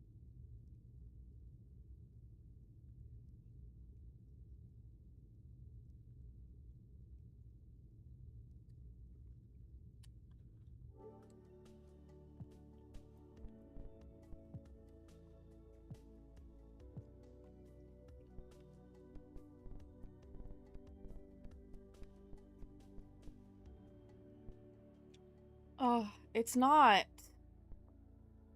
Okay.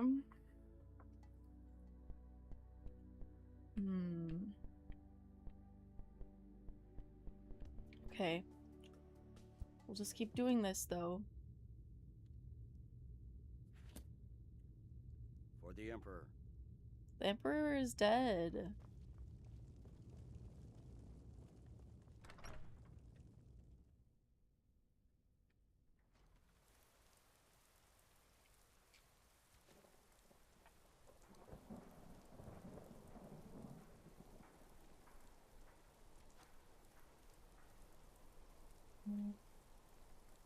Someday soon you will all see battle. What you do here today may well save your lives.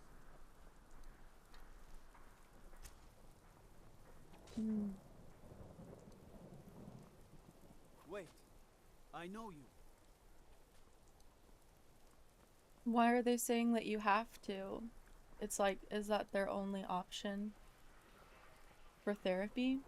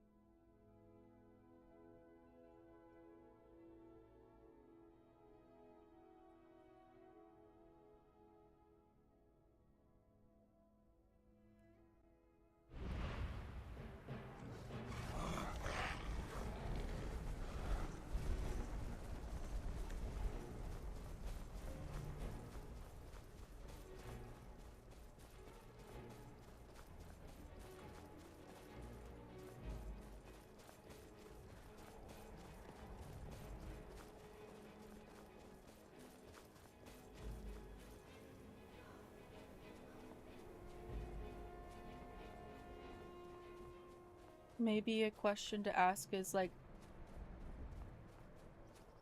well, I guess, yeah, like your only option is to try it and then be like, this doesn't work for me. Like, I've tried it. Now can we try something else? And I don't feel that way with medication, but I do feel that way with therapy because it's a little different. Oh, is that what I'm looking for? No. Let me up.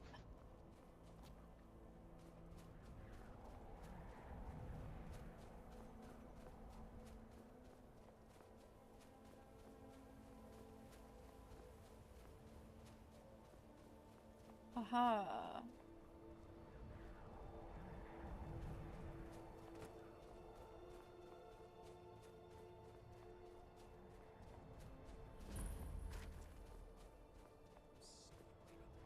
When are we gonna see some action? It's not that bad. The General and I have our... Your objective is Fort Kastov. The rebels are keeping some of our men prisoner there. I aim to turn that into an advantage. I've sent men to scout out the area. You are to meet them, find a way to slip in, free our men, and take over the fort. I think They won't be so. expecting an attack from Whether the they inside. do or not is a This different won't be easy, but question. that's why I'm I sending think you. that's plenty Think of you can handle it? time. Stay sharp out there.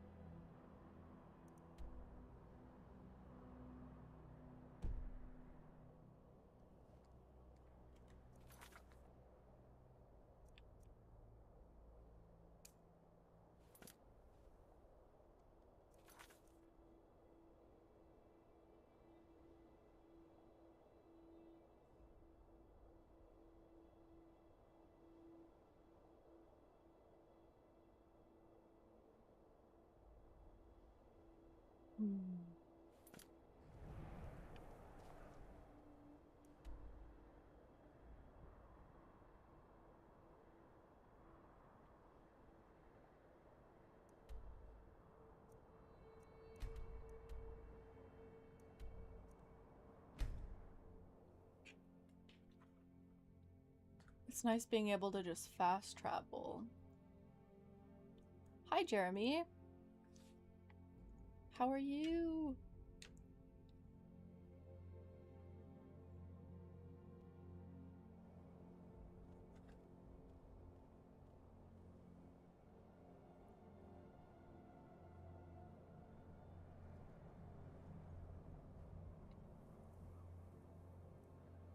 Cat bites are serious business.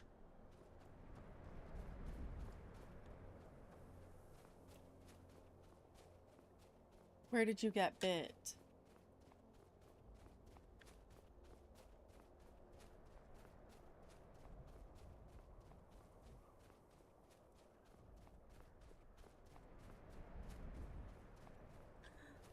Ooh.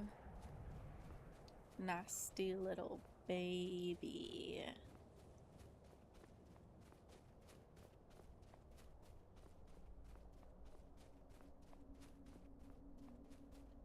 Are you feeling better?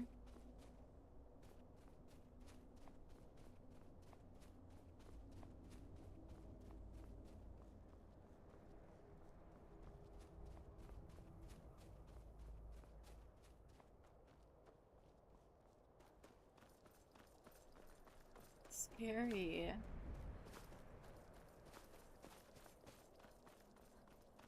Did you have to go to the hospital or did you just go to the doctor? Where are they?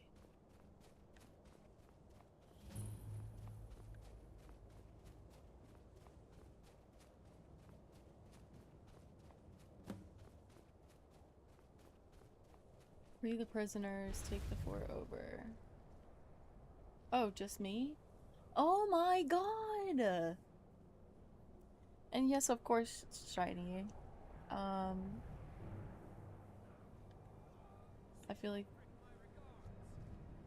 feel like you should be able to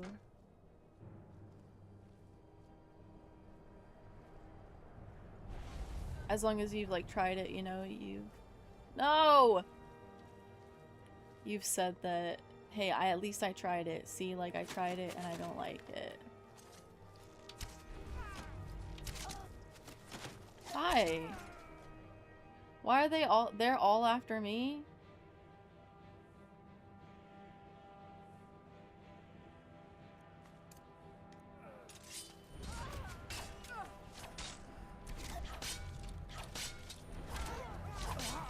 Oh my gosh.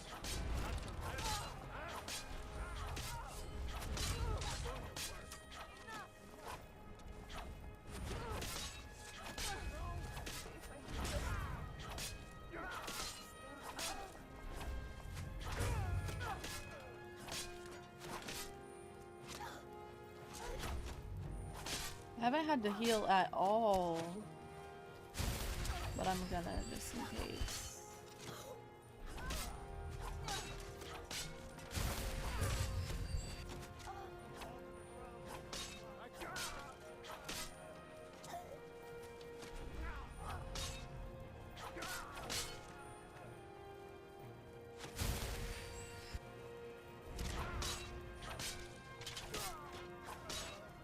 Am I about to take this whole fort out just so easily? Also, yes, I feel the same, Shiny. Going to the doctor and stuff, it's hard for me to speak up for myself. It's frustrating.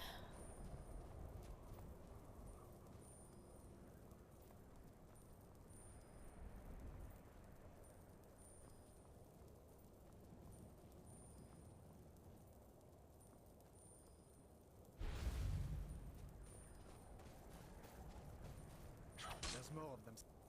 Oh, There's more of them somewhere around here. whoops. Lead the way.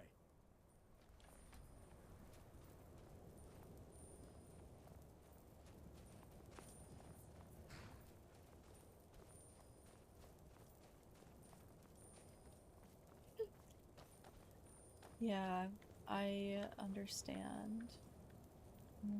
I understand that. There's more of them somewhere around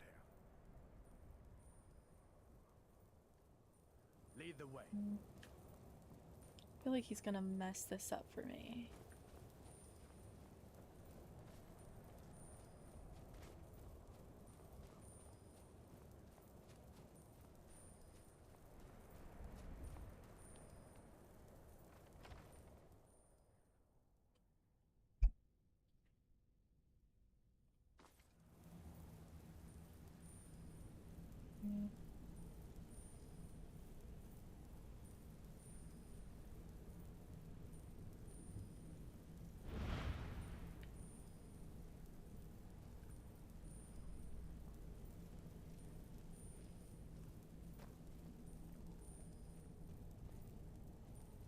That's you blowing up my phone. Oh, with your swollen arm. He's not even crouching.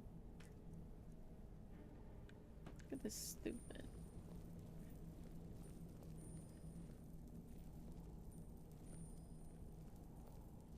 Why is it saying there's people and then there's like nobody?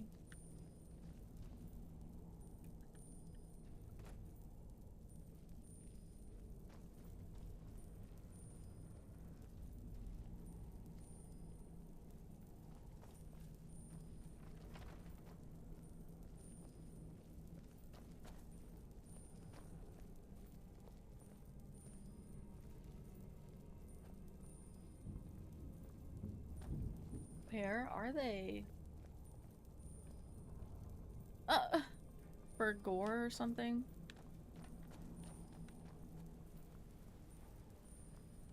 Okay, there was nobody that way.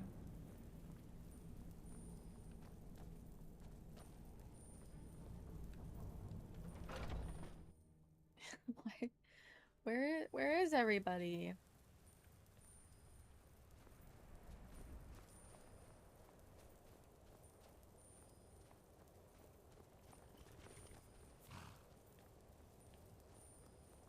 What? Didn't I just come out that door?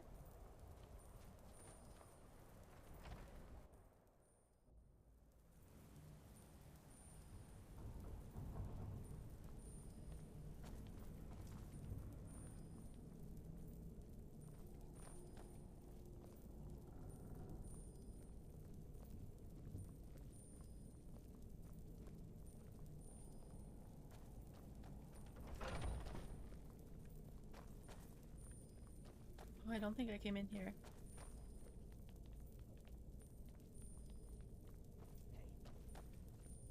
Hey. Oh, hi.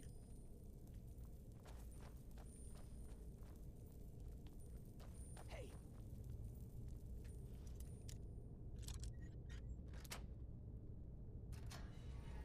Thanks. Mm-hmm.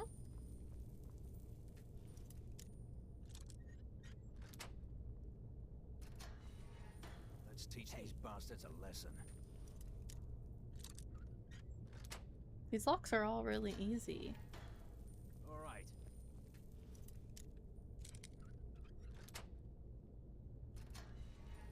Last but not least, let's go. Oh. There's nobody in there. Report back to Hadvar. Thanks. Thought I was going to rot in here. Great work. So what's the plan? You're still alive. What's the plan? What's the plan? I don't know. Why are y'all asking me? Everybody hit it with me, hit the sea lion. Everybody do it with me, hit the sea lion. First person. Only not quite. Just by a few people.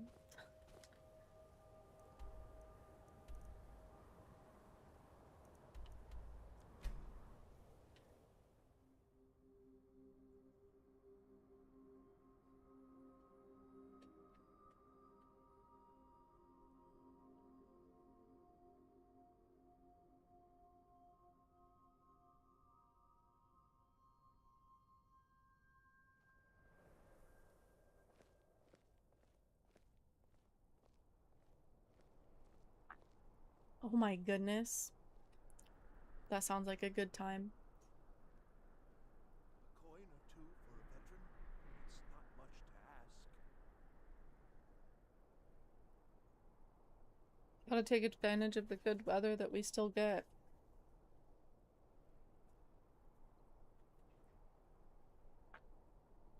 You know you can afford a septim or two. New in town, right? If you need a place to sleep, head over to the Winking Skeever. Wait.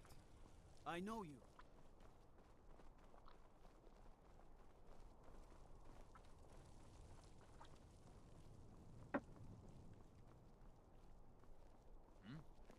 One of the guards said he saw him.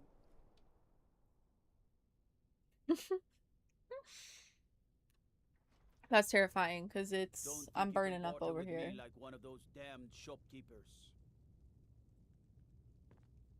Okay. I wasn't planning to. God like Whitemane is in a better place now. Or is there any place better than Sovngarde?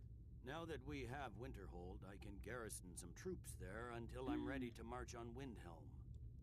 I have come to rely heavily upon you. Yep. It is only fitting that you join the upper echelon. Okay. I am hereby elevating you to the rank of legate.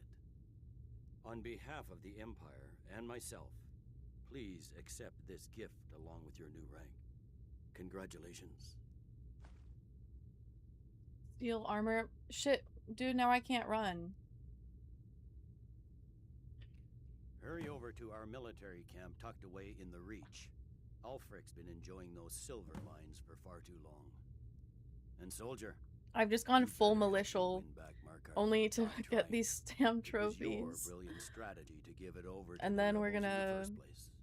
probably restart the game. For the Empire.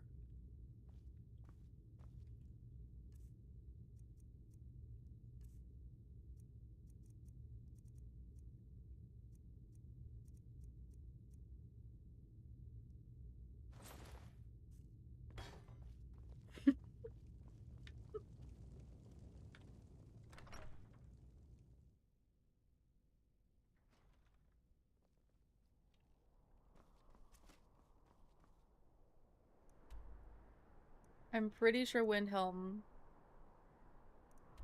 is one that we need.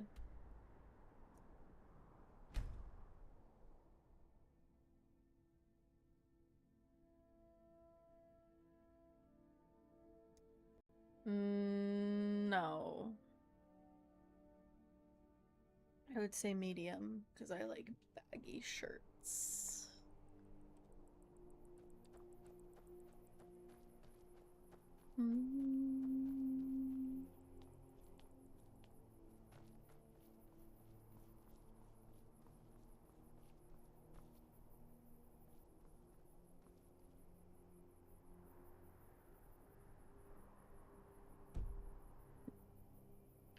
I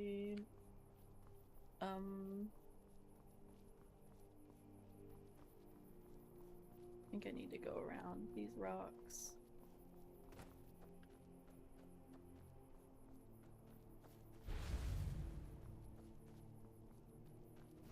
Oh, rude. I'm just passing through. Ah! Oh!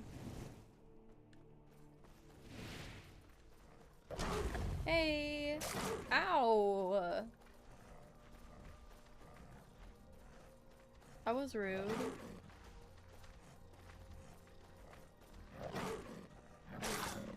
Those look like just mountains. Okay, listen.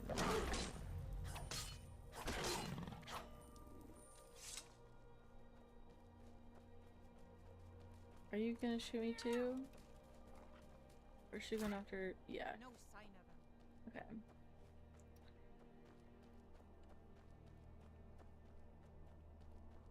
Let's see if this goes upwards.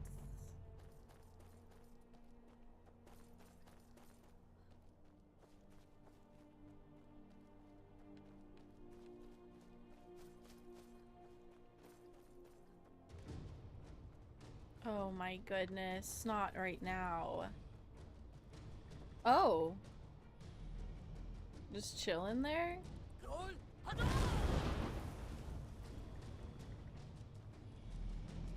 How's it going? What is this place?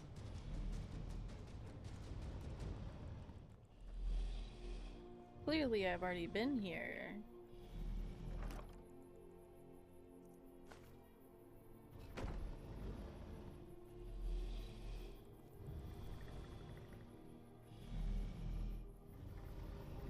Oh, okay. Hi. Looking for a way up. Or maybe I should keep going around. I don't know.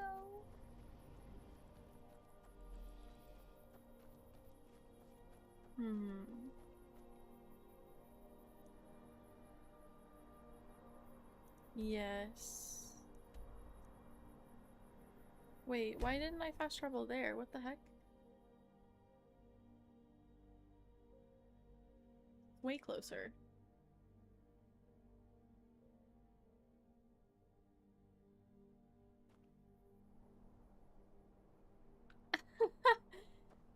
The reports are so stupid.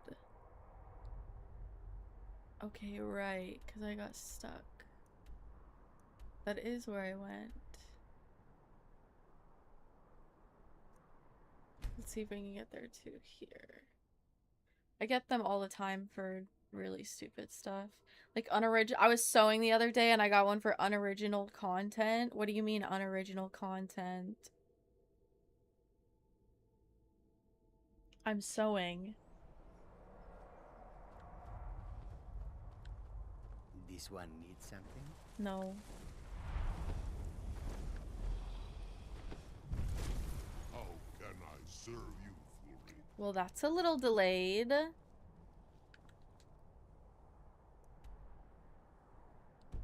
Okay, I think we're going the right direction.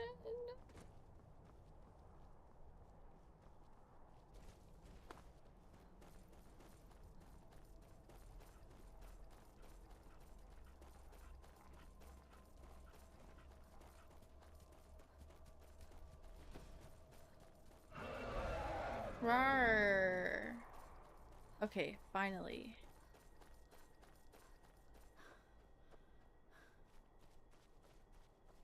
I'm still sore where I took that arrow. I hate archers.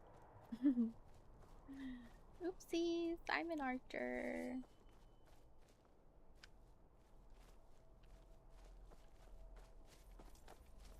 Oh my gosh. Okay, well, when you're done with that bear. Something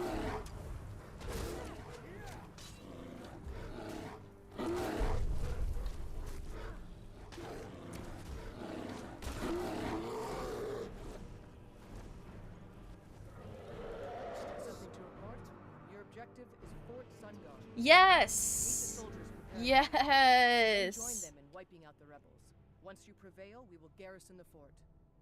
Well, soldier, are you up to the task? I am. I knew I could count on you, soldier.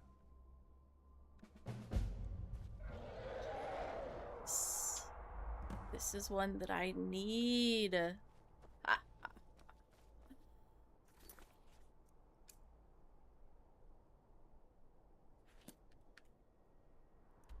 Okay.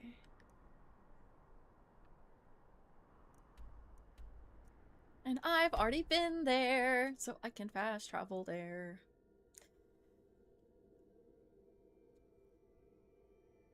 What does that mean, the little white rose? What does that mean to you?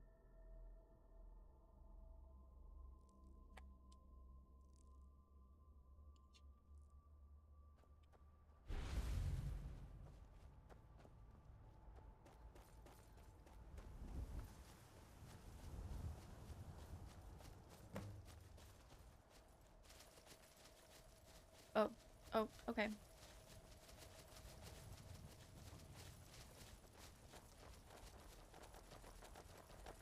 For the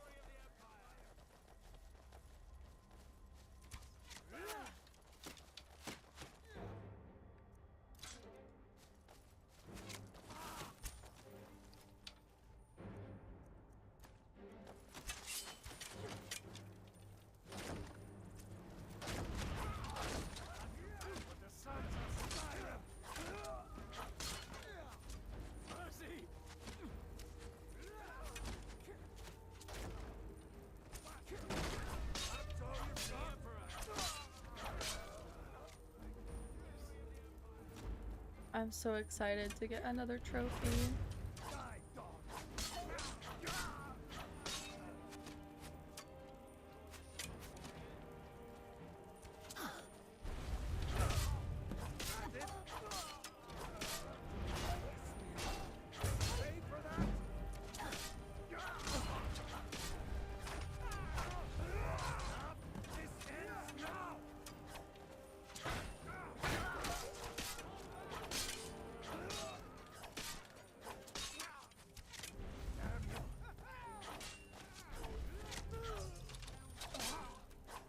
There we go.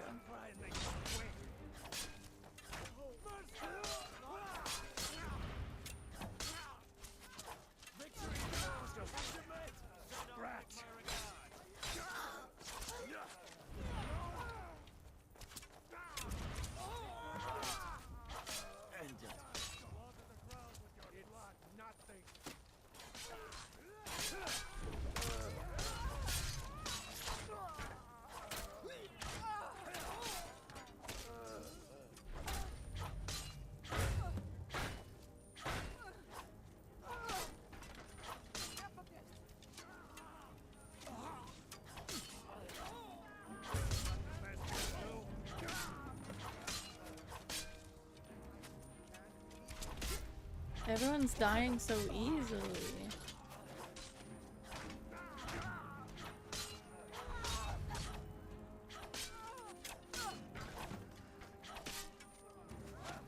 %40 remaining.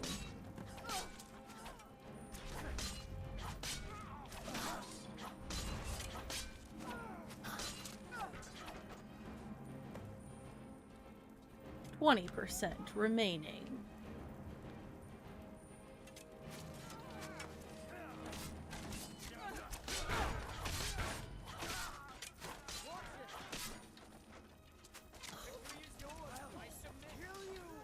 Oh, you're up there, huh?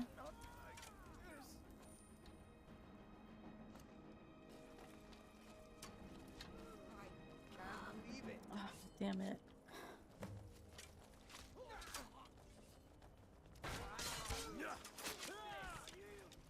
I should have just stayed up there. Hello, Larry.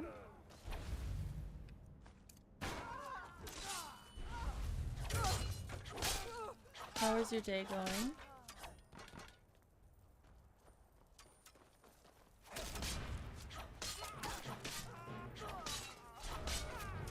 I'll fight you on this bridge right now.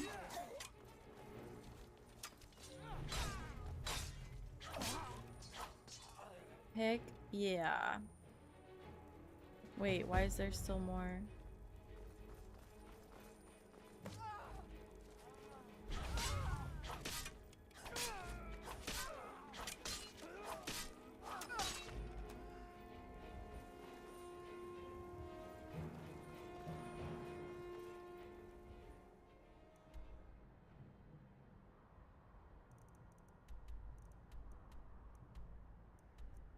Okay.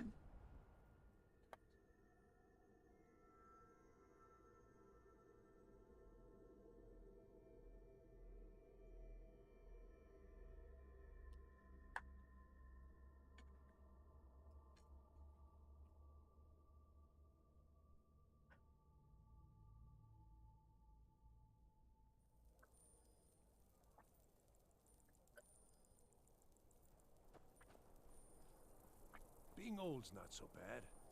Daughter keeps me fed, and my working days are done.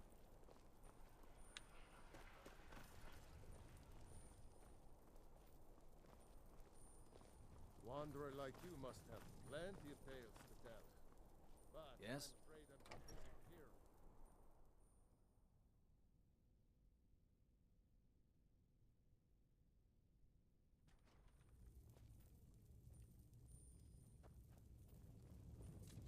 Wait, I know you. No, you don't. By holding on to Falkreath, we control access to the Reach. It was important we reclaimed the Reach. Letting Ulfric Dude, stop control giving the me Fall more of Silver weapons. was They a suck. mistake. I don't want them. One I'm glad we finally corrected. You've little time to glory in your accomplishments. We're gathering our final assault on Windhelm. Report to our camp in Eastmarch.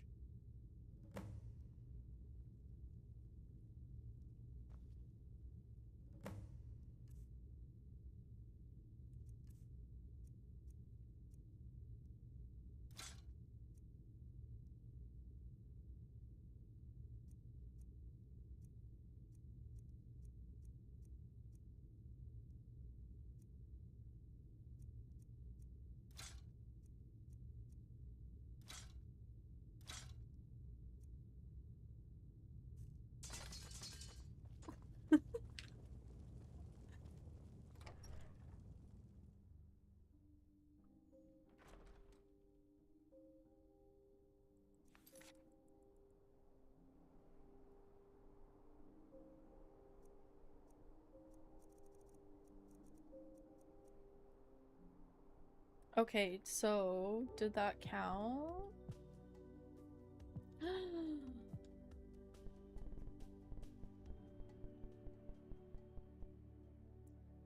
Yes. Yes. Now Windhelm is next.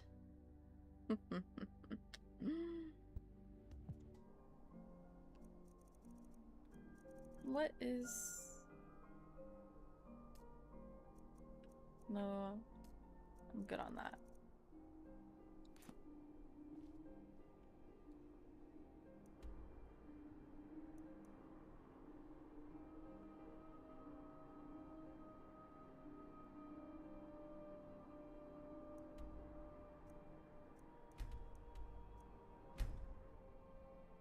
Let's go.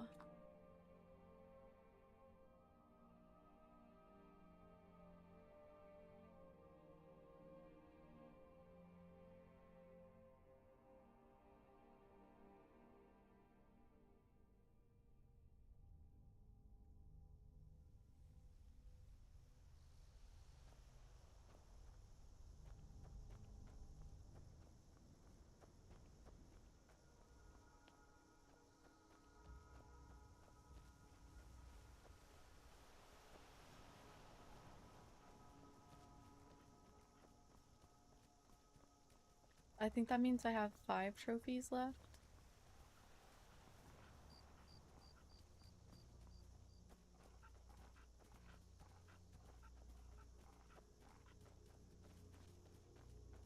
I see it. Damn Stormcloak rebels. Oh! Fox is glitching out. I'm still sore where I took that arrow. I hate archers. Quit your belly aching. Something to... Your objective is the enemy-held fort. Meet the soldiers preparing for the attack. Then join them in wiping out the rebels. Once you prevail, we will garrison the fort. Well, soldier, are you up to the task? I knew I could count on you, soldier.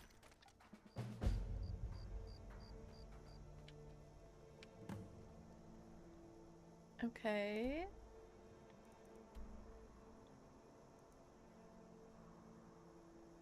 Where? Oh.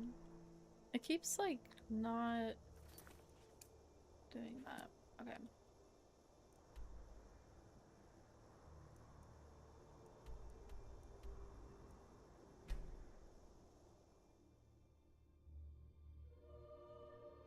Good thing I've already been to these locations.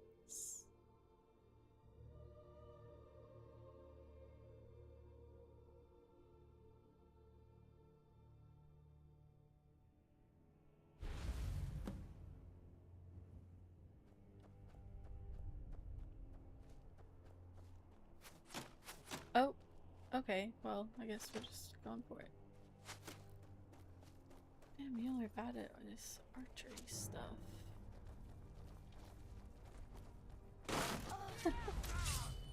So easy to just jump over. Nothing.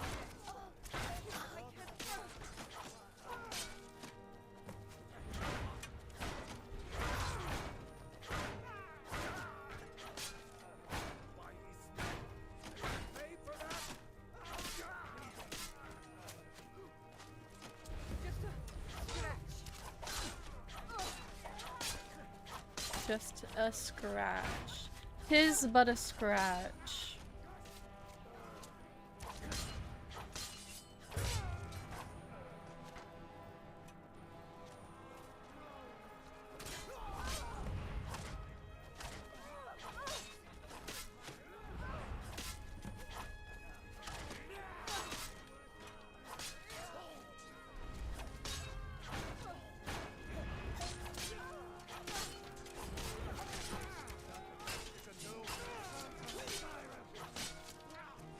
Oh my gosh, where did y'all just spawn in from?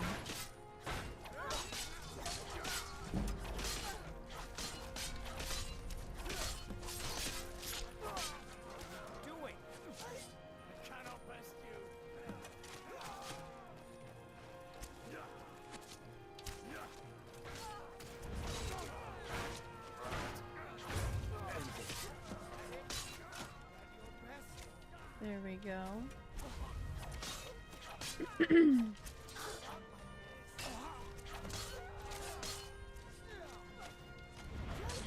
Oh, jeez. Hello.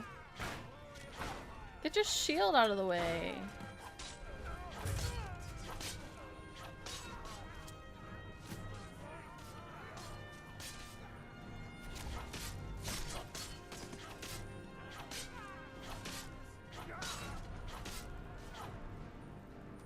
My goodness.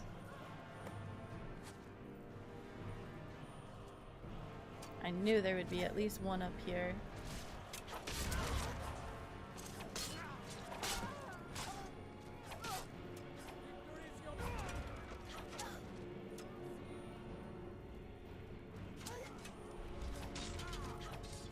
Springing on him like a cat.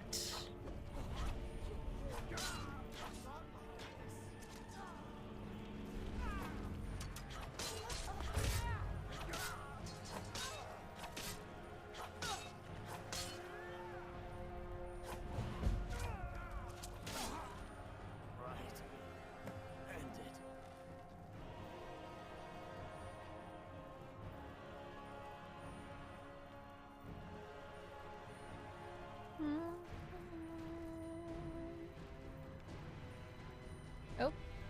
Oh, oh. There we go. Why is it saying there's still somebody up here? Oh, I see. That's all you've got? Yeah. Is that not enough?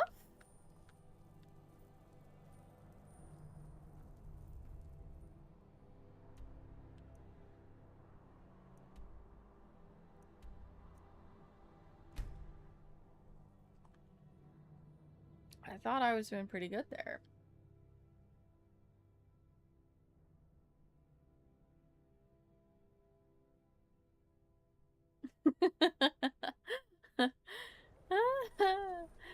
Yeah, that's right. Can't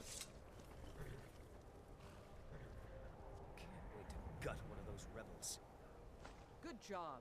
I knew I gave the mission to the right person. Damn, this pays us really well. All right then. Alright then. Do I need to talk to her? Huh? We're taking the city.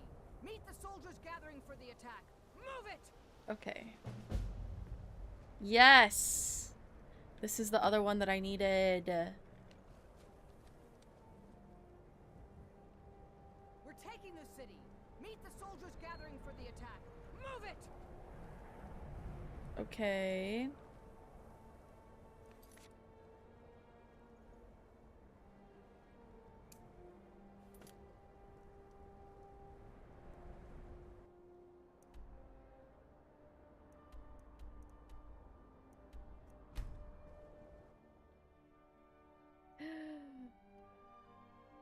So much closer to platinum.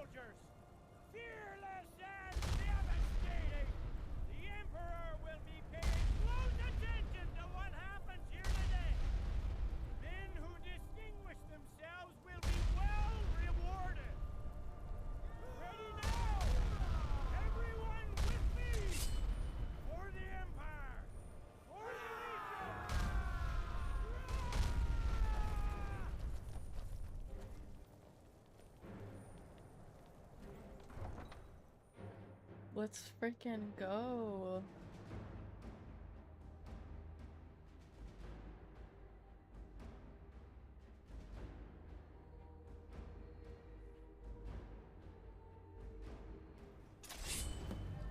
For the Emperor!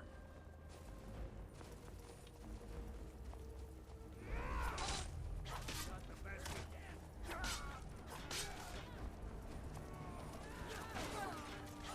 You can't win this!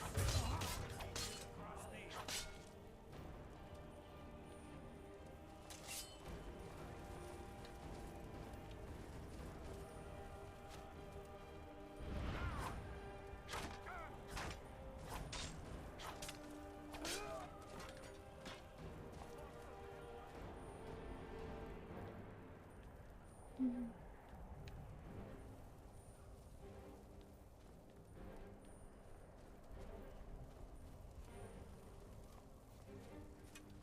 I feel bad that it's come to this.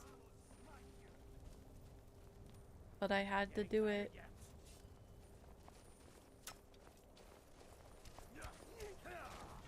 Mercy! Whoa, okay, just go through the wall. Right.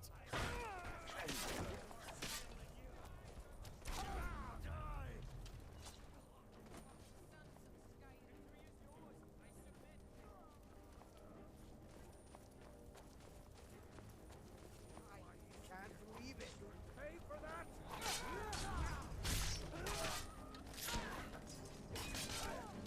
Die, dead. They seem to be doing most of the work.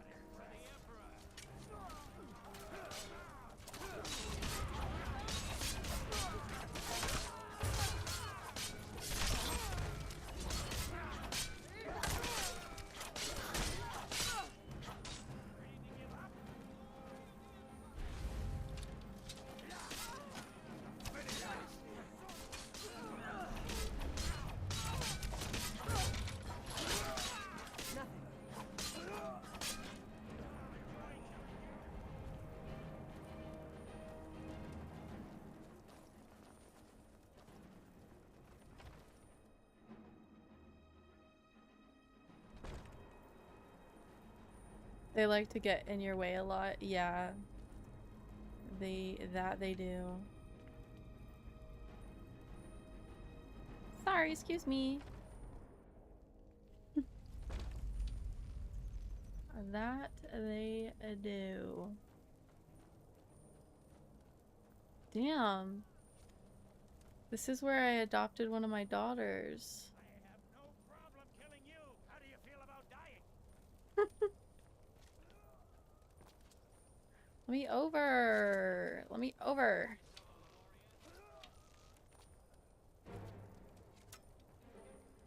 Yes.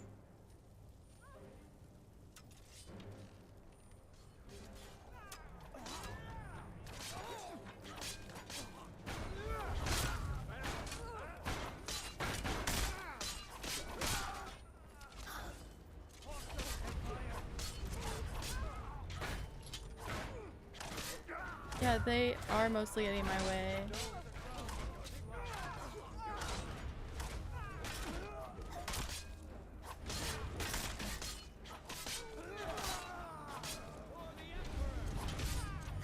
Damn, they are just spawning in.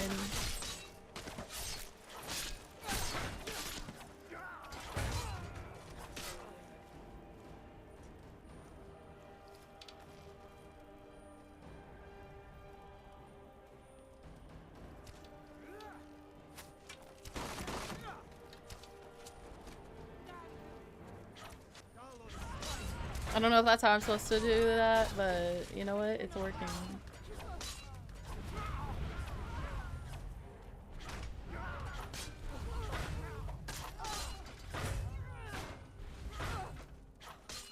I'm just hitting their shields and they die.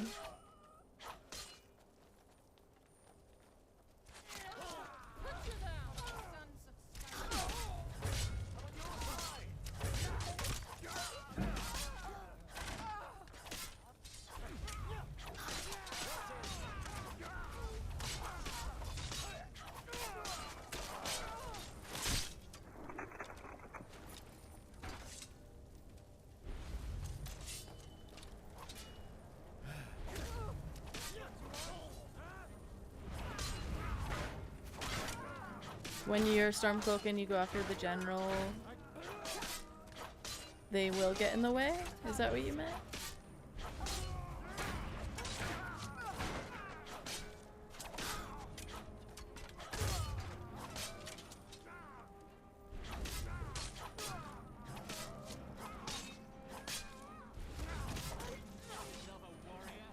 Mm-hmm.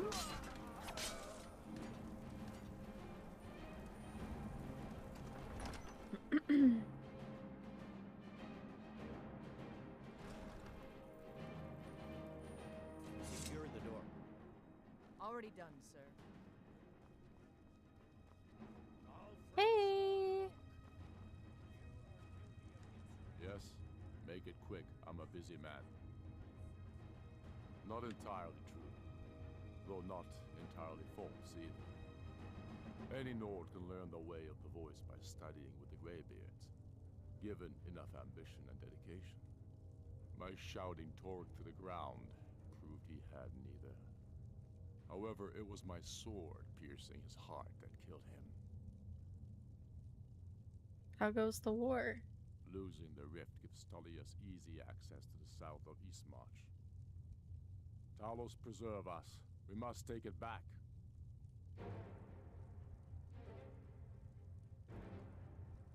Not while... Still breathing, it's not.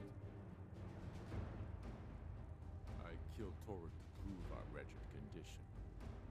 How is the High King supposed to be the defender of Skyrim if he can't even defend himself?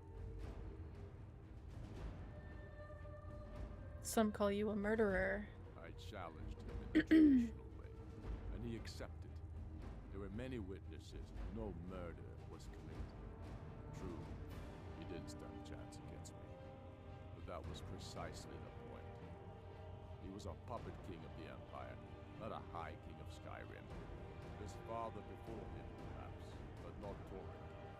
He was too privileged and too foolish, more interested in entertaining his queen than ruling his country. Indeed, Elisif has become Jarl of Solitude, historically and conveniently home of the High King, backed by Imperial interests. But the Moot has not yet met to name her High Queen, and they won't. Not as long as I have any say in it. There hasn't been a true High King in Skyrim for generations. For too long, he's been handpicked by the Emperor, and given emphatic nods by milk-drinking Jarls addicted to Imperial coin. It's time we had a real High King, one of our own making. My father, the Great Bear of Eastmarch, died during my imprisonment after the Markarth incident.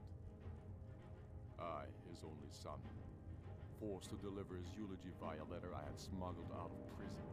Such is the love of Titus Mead for his subjects. When finally set free, clamoring the throne of Ysgolmor. The throne of...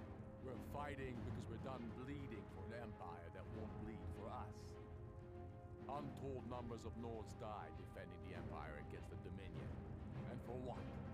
Skyrim being sold to the Thalmor so the Emperor could keep his throne. We're fighting because our own Jarls, once strong, wise men, have become fearful and blind to the people's suffering. We're fighting because Skyrim needs heroes, and there's no one else but us. Soon enough, we will march on Solitude.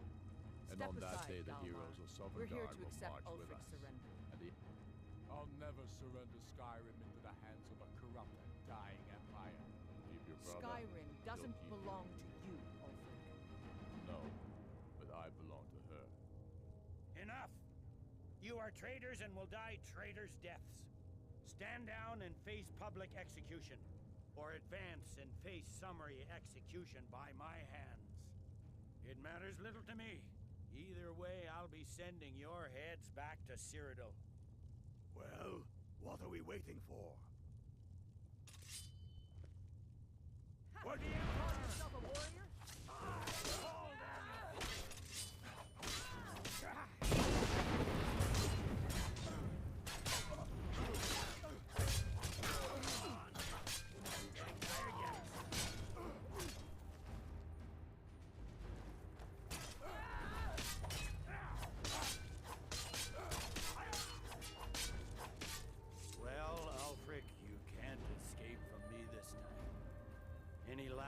quests before I send you to wherever you people go when you die. Sovngarde, sir. Right. Well, Let the Dragonborn be the one to do it. Me. Make for a better song. song or not, I just want it done. Here, use my sword to do it. I made sure to sharpen it for the occasion.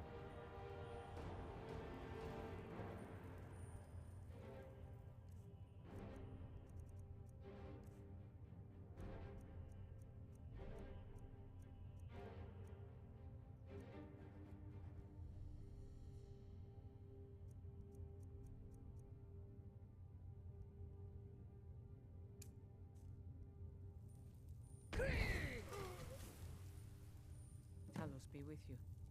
What was that, Legate? Nothing. Just saying goodbye. Well, the men will be expecting some kind of speech, and we'll need to hand the city over to that free Was that the other one?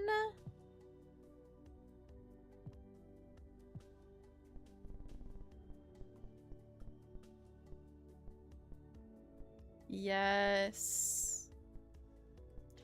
Okay, now what do we have left?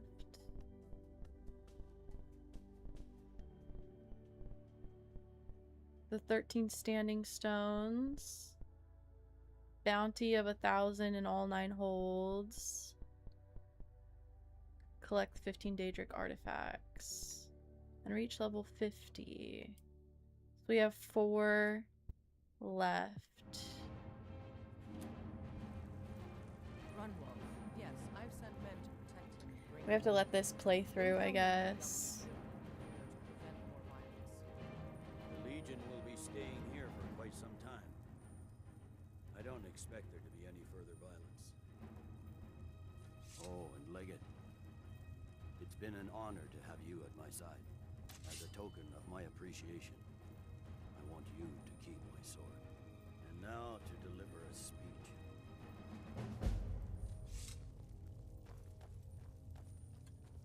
There we go.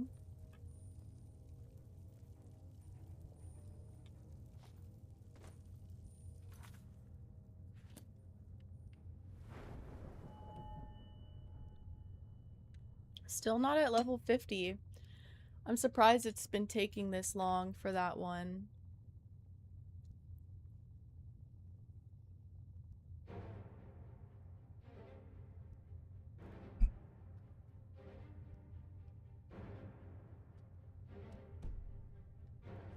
I feel like that's the one that I need to do before I start a new save.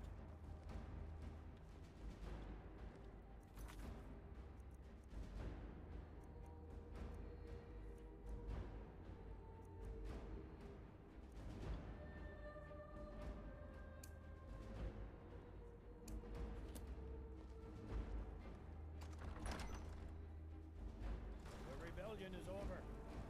Ulfric Stormcloak is dead. Roar.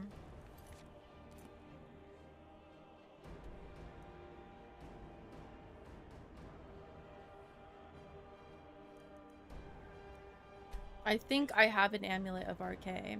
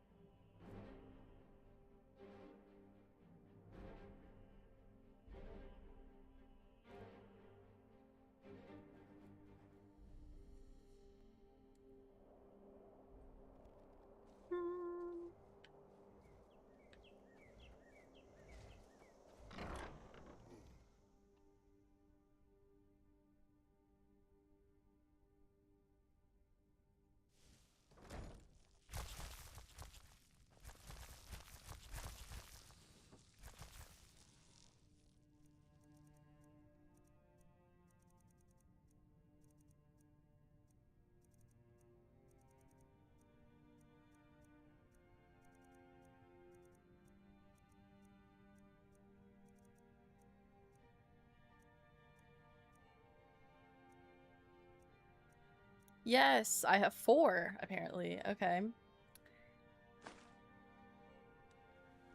RK. I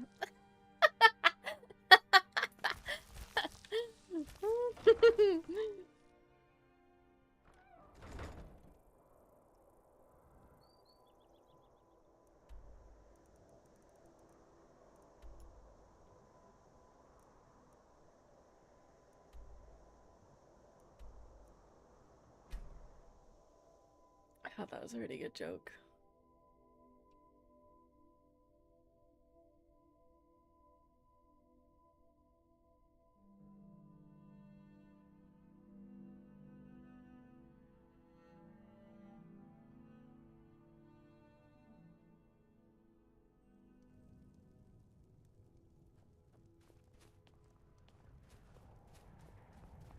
So punny.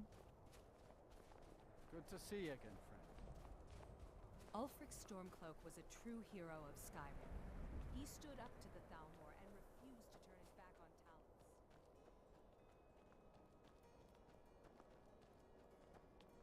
Oh, hey. I hope RK grants my wife some comfort. Thank you. Here, I always pay my debts. Okay. It's all in the swing. Let me show you.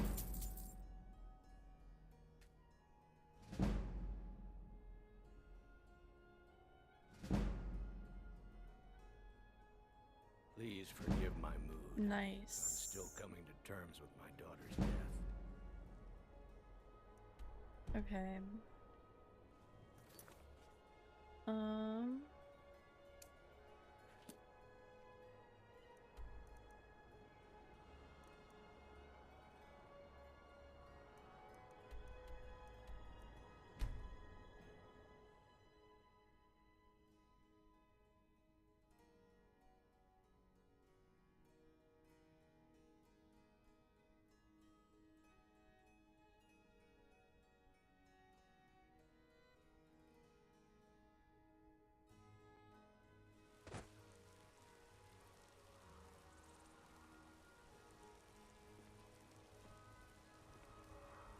I worry about the other settlements in the hold. Unwalled, lightly manned. Prime targets for those damn dragons. Shouldn't the Jarl be in here?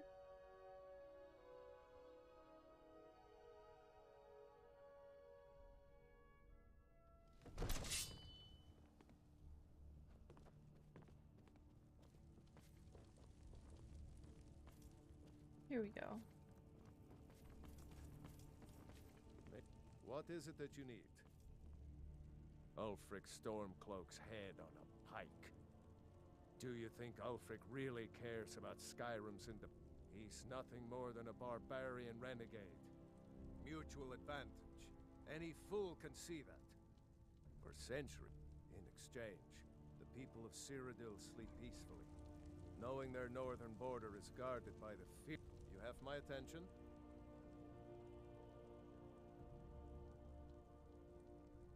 Now, if you don't mind, I've got a...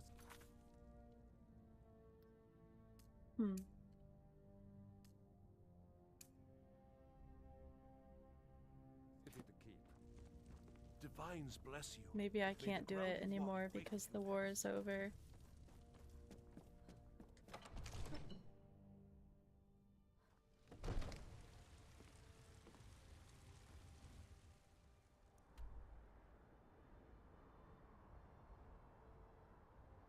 Where?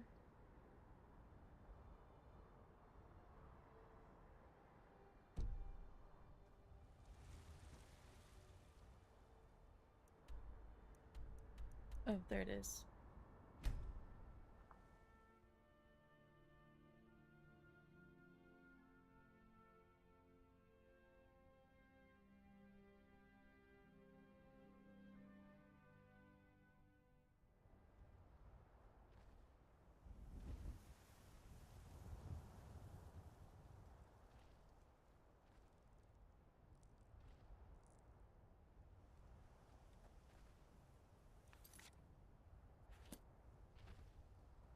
Which one?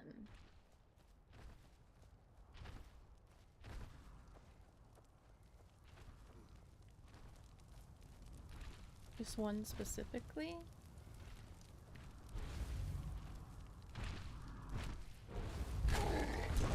Oh shit. No, no, I cannot take on 3 giants. 1, yeah.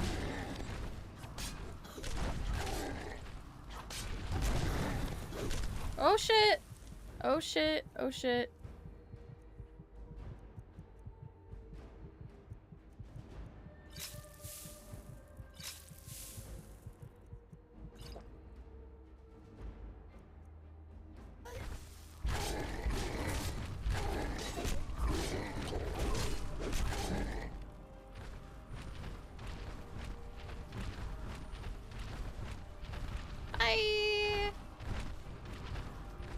I just needed one of you.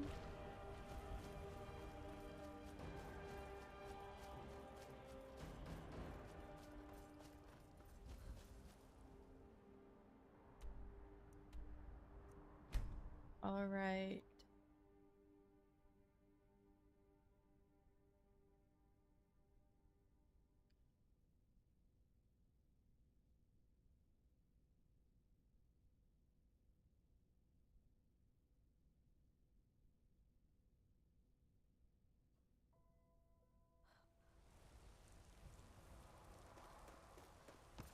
Hopefully just doing side quests will help me level up. Father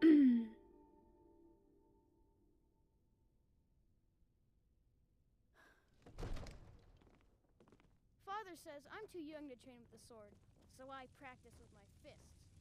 Wow. Okay, good for you. Releasing a captured dragon.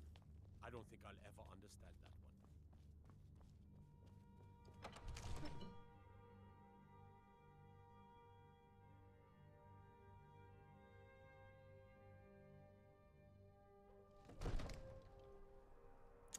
There we go. I serve Jarl. Excellent. You've done us a great service. Here is your reward. Enjoy your visit to Dragon's Reach.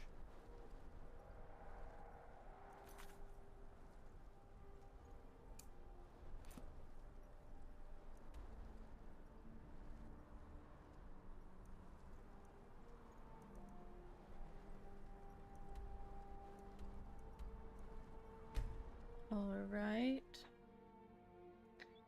Brownies. What kind?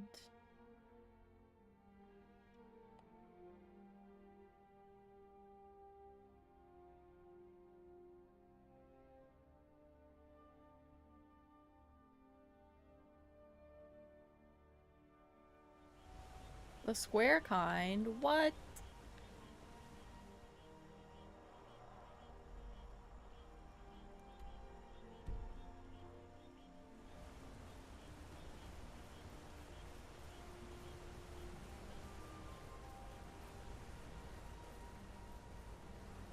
Aha!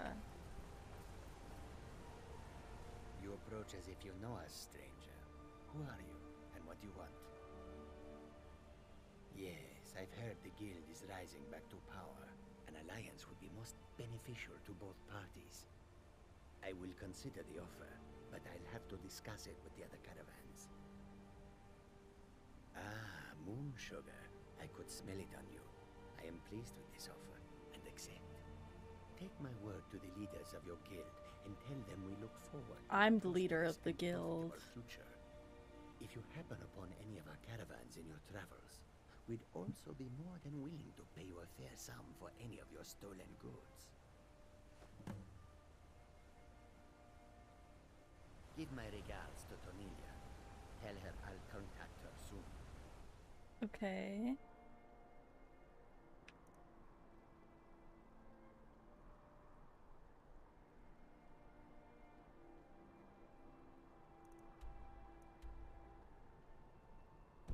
Enemy is where?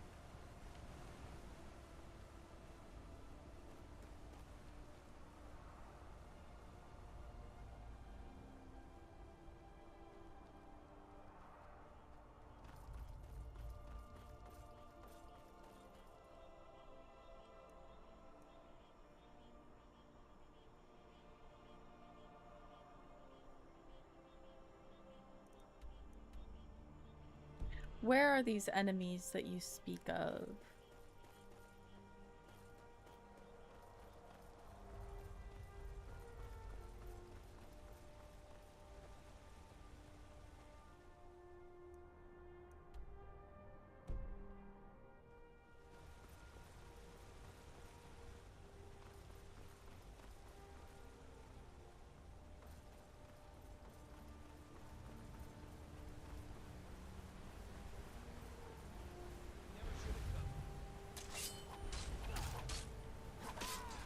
Well, now there's definitely enemies.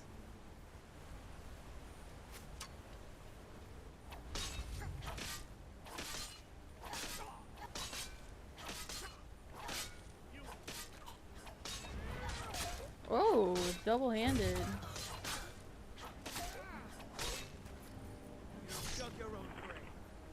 Are you talking to yourself there, buddy?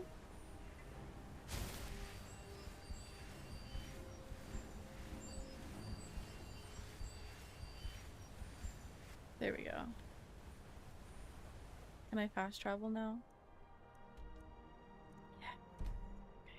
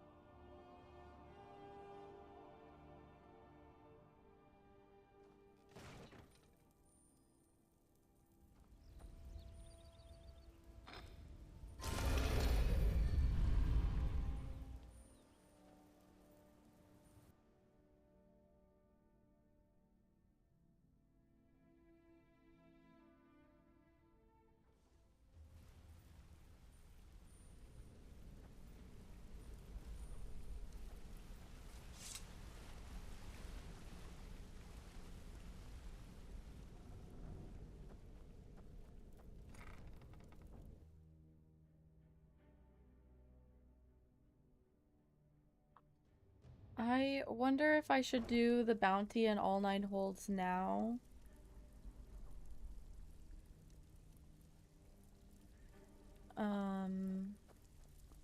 Or if I should leave that for the next playthrough. Oops, that's not what I wanted. Welcome to the cozy little family. Yeah, good. Oh, good job. Here, let me give you something for all the legwork. All right then. All right then.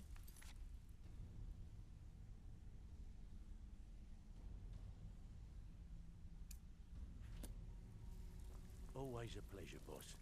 What could I do for you? What could I do for ya?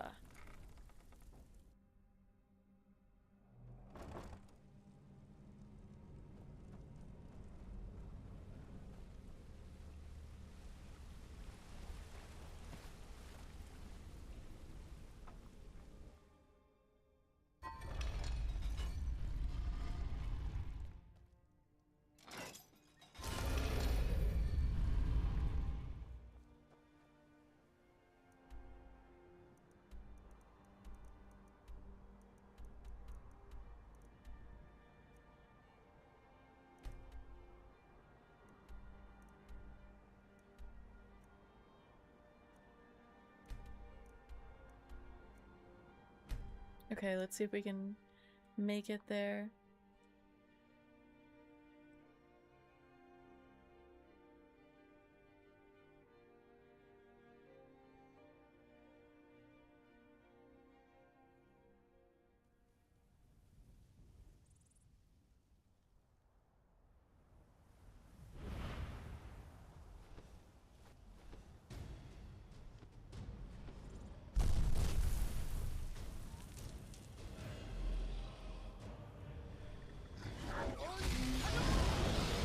Well, aren't you a pretty dragon? I don't know if I've ever seen one like this.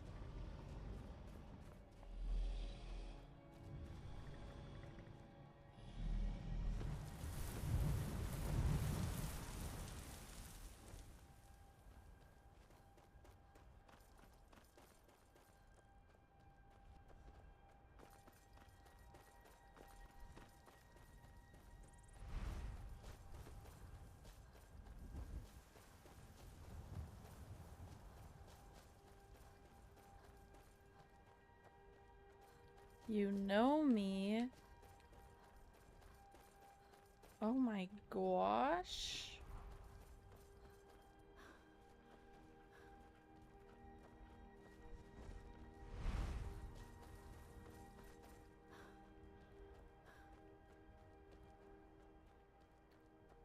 Target. I can't even remember the last time I went to Target.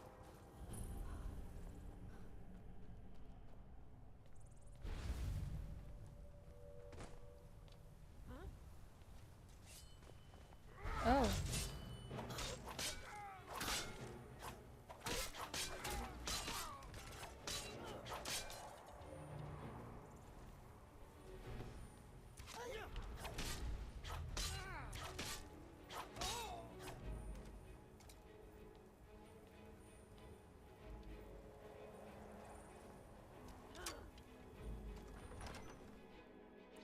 Thanks, Target is too expensive.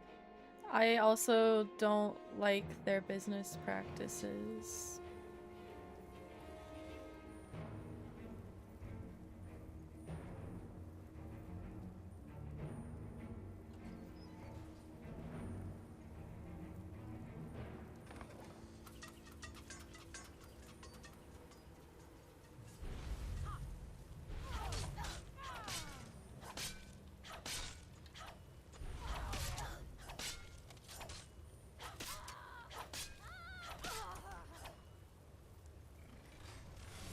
Oh, so you want to play it like that?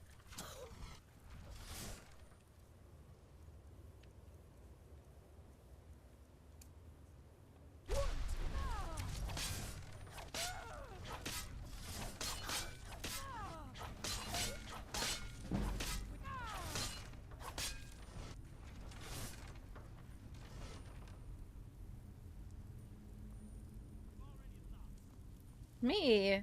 I haven't already lost. I think I'm doing quite well, actually.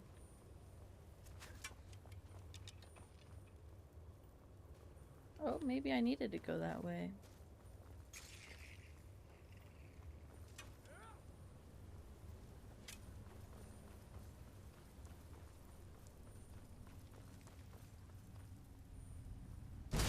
Oh!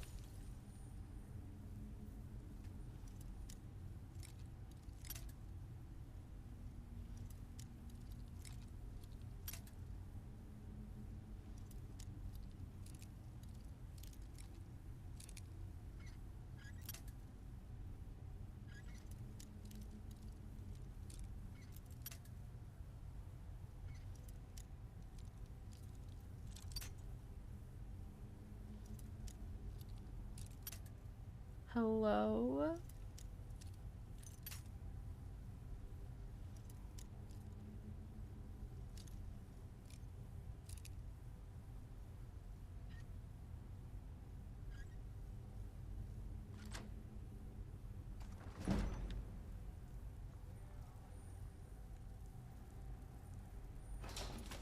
Ow!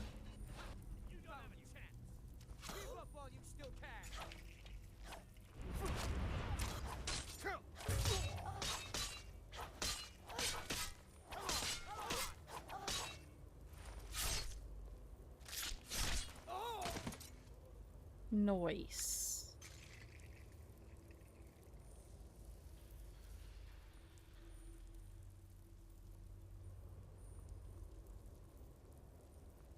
Oh, I came from this way, okay.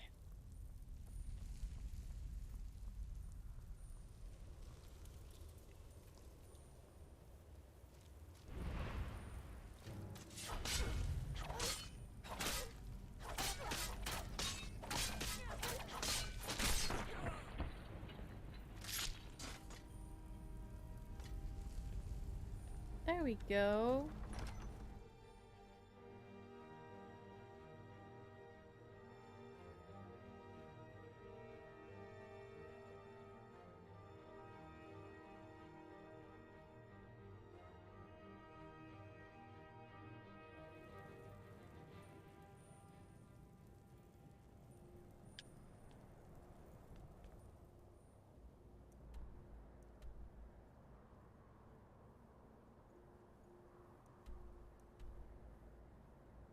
Is that not even what I needed to do?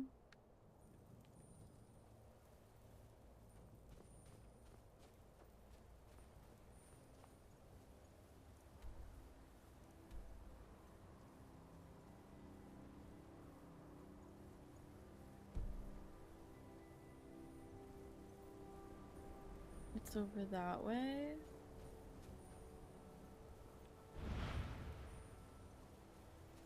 Hmm.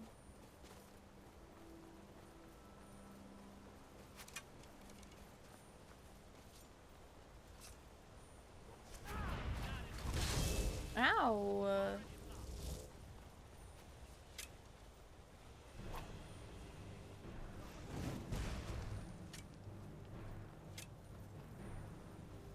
Hag's End! Yay!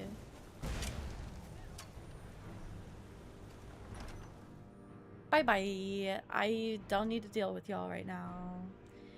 I'm just trying to level up.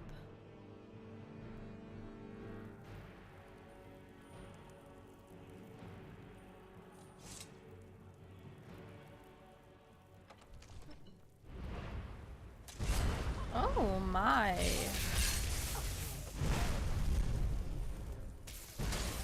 Well, isn't that just rude?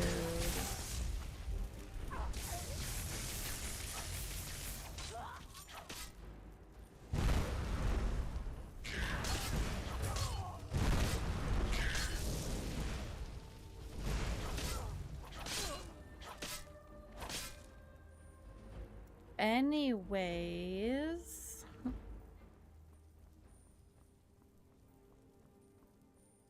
Oh, there we go. Ow! What was that?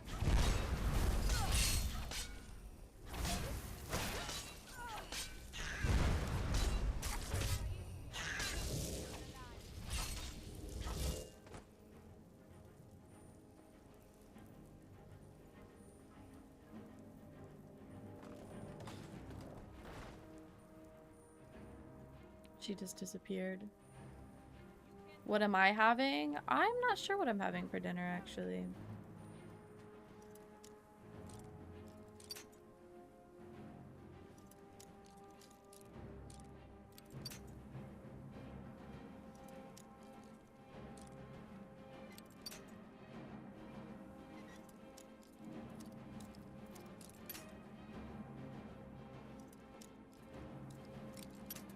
What?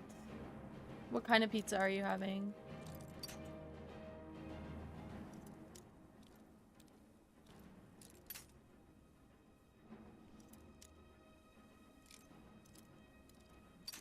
What the heck is going on?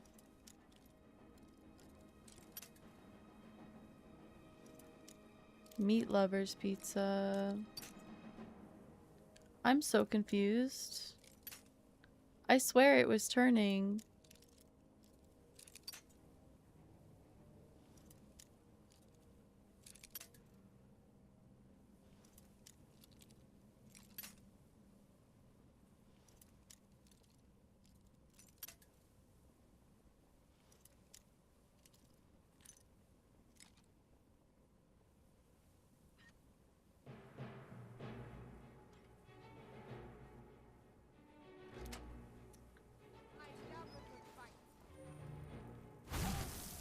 Hey! All that for just a couple things. Alright.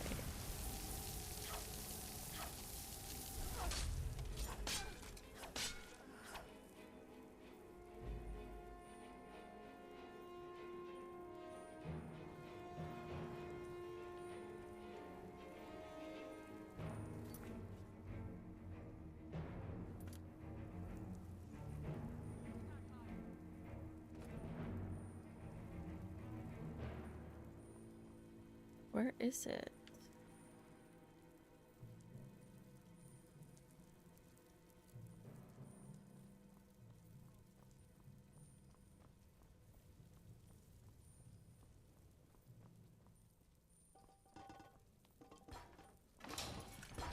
Ah!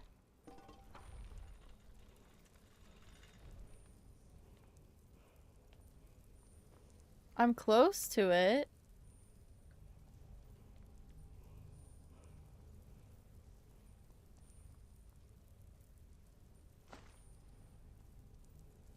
Where is it?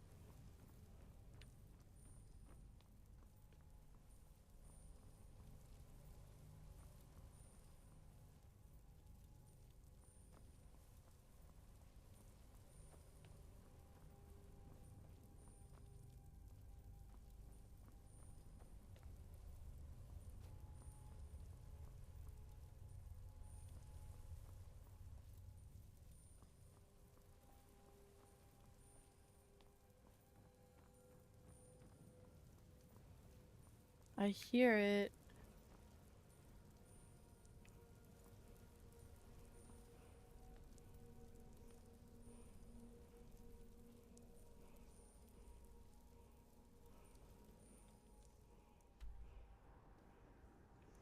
But how do I get over there?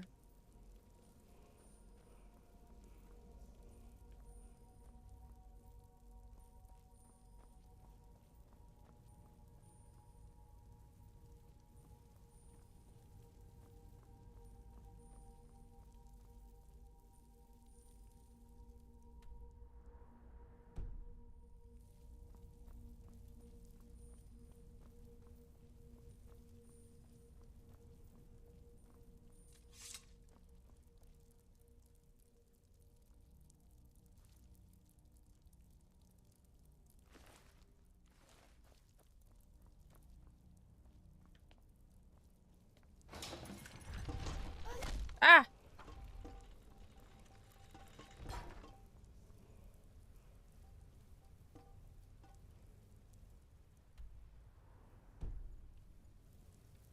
There's gotta be another level.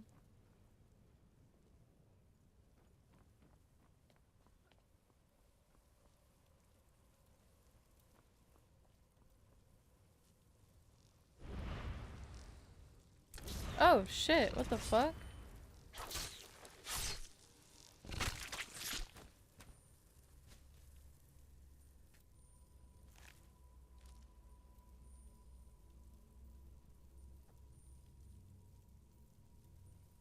Hmm.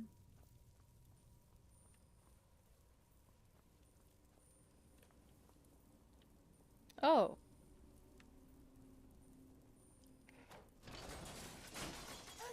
Ow!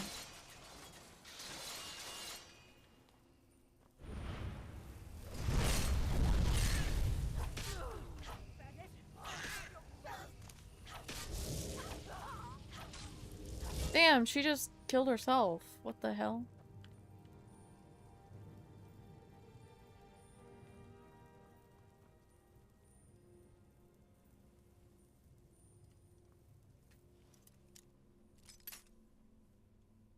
Hold on, is the button in there? I don't think so.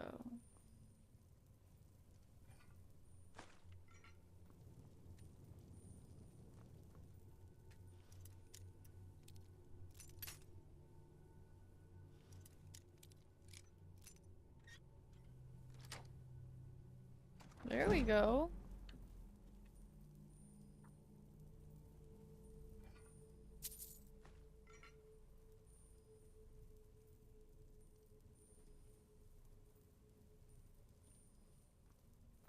Oh, there's the chain. How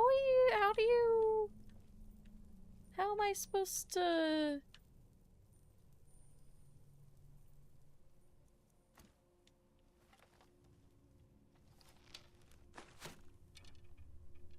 Hmm.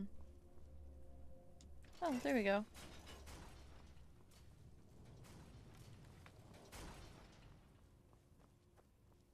La la la la la la. Yay!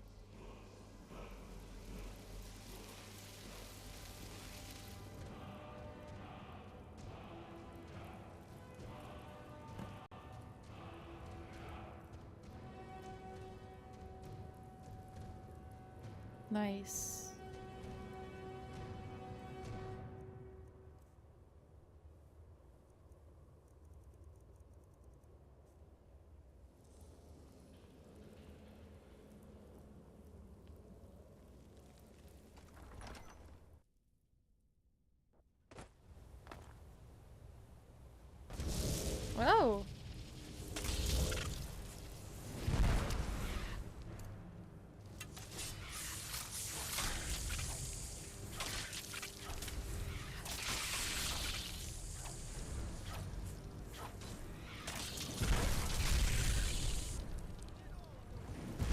Oh, that's where the fire's coming from.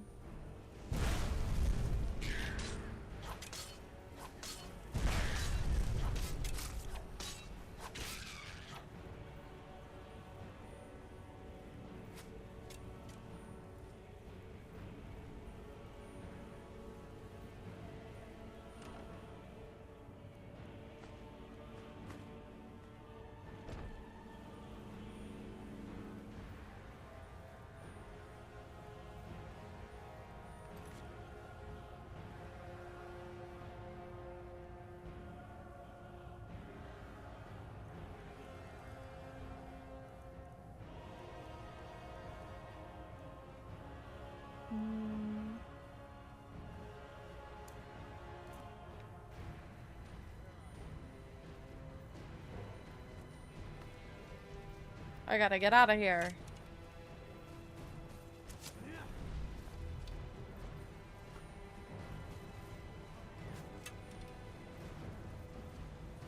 Bye.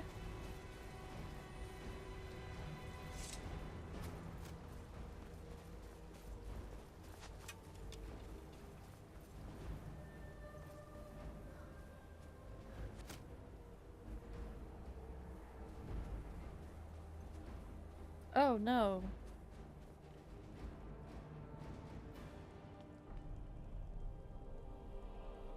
I don't think it'll let me fast travel right now.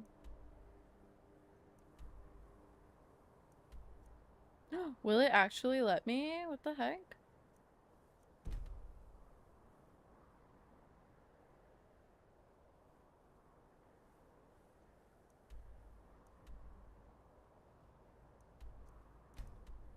Oh, I haven't discovered that place yet? Okay.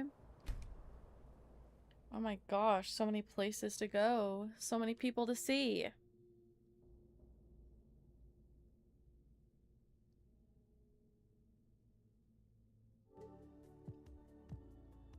We've gotten... We're at 89%. Right now I'm trying to just get to level 50. But then we've got the find 13 standing stones, which I might focus on next time. Bounty of 1,000 gold in all holds. And reach level 50. So 1, 2, oh, right. 3, 4, 5 technically, including platinum. Almost finished, yeah. Pretty freaking good.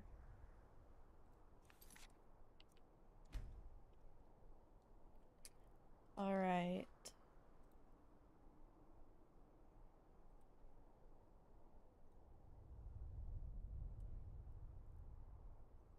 Who have we got here?